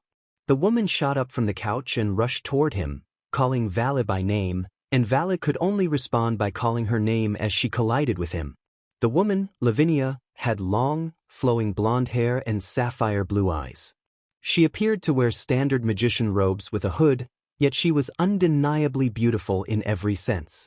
She hugged Valley with all the strength she could muster, holding him close. He felt a faint blush warm his cheeks. This young woman was the current possessor of the Longinus, Absolute Demise, also known as the Eternal Ice Princess. She was an excellent magician and a member of Grauzauberer, a magical organization founded by Mephistopheles. She increased the strength of her embrace, and Valley, sensing it, blushed again. She was the only woman who could make him feel different, and ever since his last battle with the Diabolism Thousand Dragon, his image of her had changed inside his head. He did not want her to know that. Resigned, he allowed her to hug him without resisting. Lavinia was delighted. Hervin was letting her hold him willingly. The people in the room watched the scene and smiled. Among them were 3 cadres in addition to Azazel, 2 men and a woman. The first man was extremely tall, appearing middle-aged and gruff with black hair, a matching beard, and a muscular build. He wore a warrior-like uniform, mostly black with dark green accents. He was the vice-governor of Grigori, Barakil. The second was a handsome man in his 20s with silver-white hair and purple eyes, dressed in a gaudy purple tunic with silver pants and black shoes. He was the governor of Grigori, Shemhazai. The third was a woman of striking presence. Her stoic, cold demeanor contrasted with clear, unwavering blue eyes and long purple hair that reached her hips. She wore an elegant indigo formal dress with a side slit, projecting both authority and poise. She was Penemu, the most respected and powerful woman in Grigori. On another side of the room sat a young man who looked to be in his early 20s. He had neatly cut black hair and light gray eyes, a black trench coat that reached his ankles, a reinforced gray vest with chest protectors, and long military-style pants with knee guards. Black military boots completed his look. His name was Accused Tobio, also known as Slash-Dog, the current possessor of the Longinus, Canis Lycan, the Inagami of the Black Blade. At Tobio's left lay a black, wolf-like dog with red eyes, the size of a large dog and sitting peacefully. The dog was Jean, Tobio's sacred gear, an independent type 1. When Lavinia finally let Valley go, Valley asked Azazel what he wanted from them. Azazel smiled, stood before them, and announced that because of recent events some gods had proposed holding a world-class raiding game. The idea had been proposed during the last meeting and approved by all factions involved, so there would soon be a world-class raiding game in which gods would participate. The declaration stunned the cadres, who went wide-eyed. The younger members reacted more variedly. Lavinia covered her mouth with a hand, Tobio smiled and shook his head, calling it troublesome inwardly, and Valley wore the largest smile, a battle-hungry grin lighting his eyes. Biko and Arthur showed surprise in their own ways. Azazel explained that the idea was still experimental and that any public announcement would only happen after all factions agreed. He believed the event would certainly occur. Tobio asked calmly when it might start and how it would be organized. Azazel admitted there was no certainty but estimated it could begin within half a year. He suggested that, for structure, participants might be registered according to chess-like pieces, much like an actual raiding game, but only Ajuka would know for sure. Azazel thought simpler rules would attract more participants. When the initial surprise faded, excitement replaced it among the young ones. Among the cadres, only Barakil showed particular interest. Azazel said that this was the reason he had called them together. Azazel then relaxed onto his comfortable leather couch, grabbed the whiskey on the table beside him, and took a sip. Lavinia bowed politely, joking about having other things to do, hugged Valley once more, and left through a blue magic circle. Tobio told Azazel that he needed to gather his old team and vanished into shadow with Jean. Shemhazai remarked that he had real work to return to and opened the door to leave. Barakil said he needed to train and disappeared in a flash of lightning. Penemu sighed about the paperwork that awaited her and stood, placing a hand to her head before walking out without further words.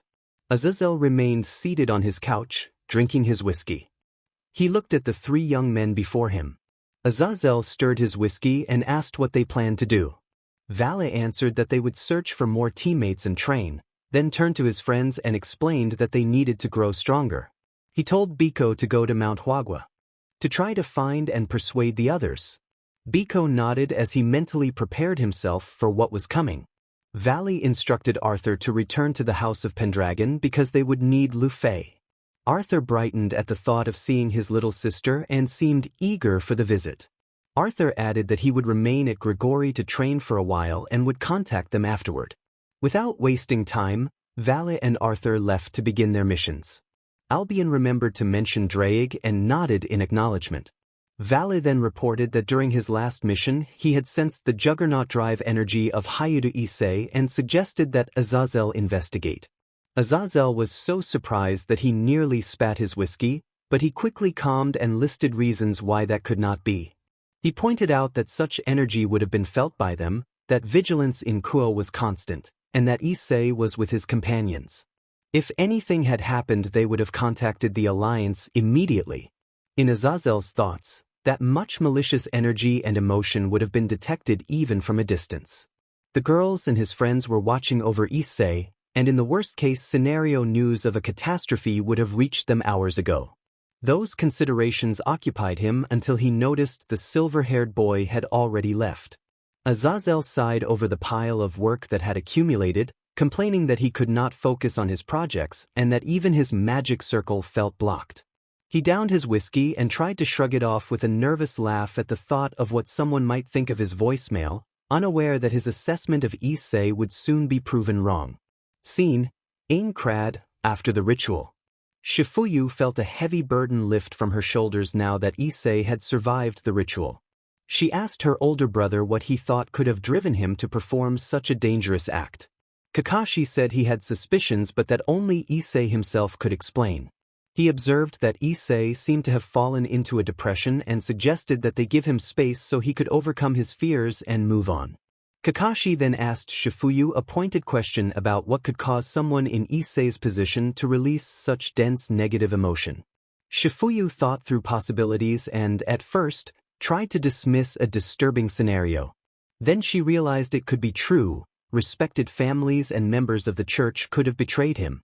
Kakashi reminded her of how Tiamat had awakened her aura.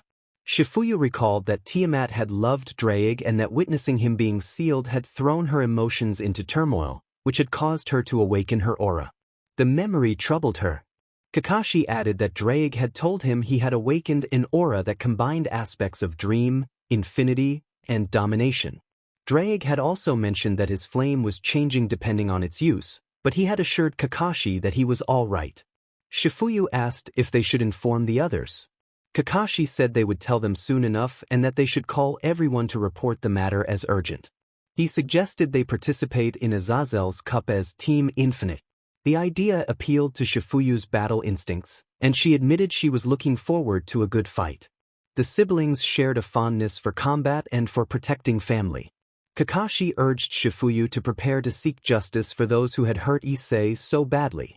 Shifuyu responded with a half-amused, half-serious remark about his tendency toward a darker streak when it came to family. Kakashi told her to call the others and see what they would say about the situation. Time passed. A month went by and the various factions' workloads continued to pile up, though at a slightly reduced rate. Today was the day of a critical meeting. All the leaders of the Alliance were to gather. Bodyguards were unnecessary for this clandestine reunion. The meeting would take place in the underworld capital of Lysifad, inside a secure chamber within the capital castle. All Pantheons were to be present. The gathering was top secret because an isolated faction was ready to rejoin the world after the recent fight against the beast. The near apocalypse had changed the Celtic pantheon's stance. They no longer sought seclusion and had proposed a treaty to join the alliance. The meeting was set within a large, immaculate white building. The council hall, reserved for the most important affairs, was already hosting a few early arrivals even though the meeting time had not yet come. The hall was an enormous round room with torches along the walls and chandeliers overhead. A heavy, ebony granite table was fixed in the center, surrounded by black chairs of the same material. Near the main door, 4 chairs were already occupied by attendees waiting for the others to arrive. The current 4 mouths were seated together. At the center was Surzek's Lucifer, and to his right sat a man close in age to him. The man was Ajuka Beelzebub, current Beelzebub and head of the Department of Technology of the Underworld.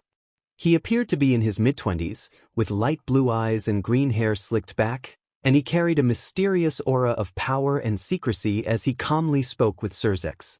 Ajuka remarked that after this they should finally catch a break. Surzek nodded in exhaustion and replied that maybe by the end of the week they could relax, since too much had happened recently and, as leaders, they had been cleaning up the mess.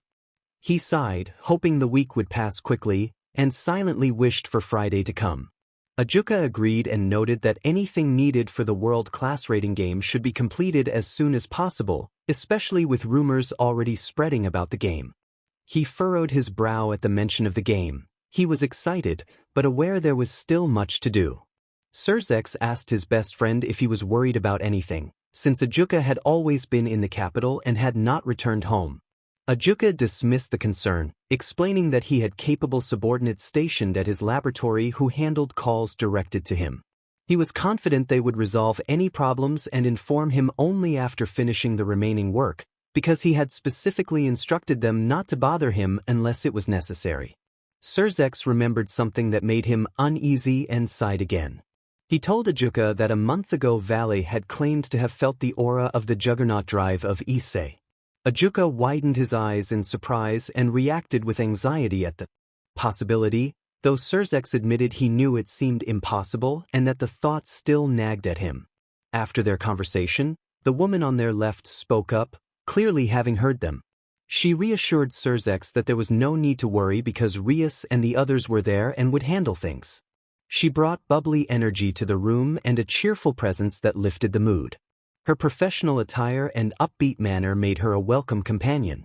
Surzek accepted the reassurance and the group returned to their discussions, each leader focusing on the tasks that remained and the hopes for a brief respite once their duties were done.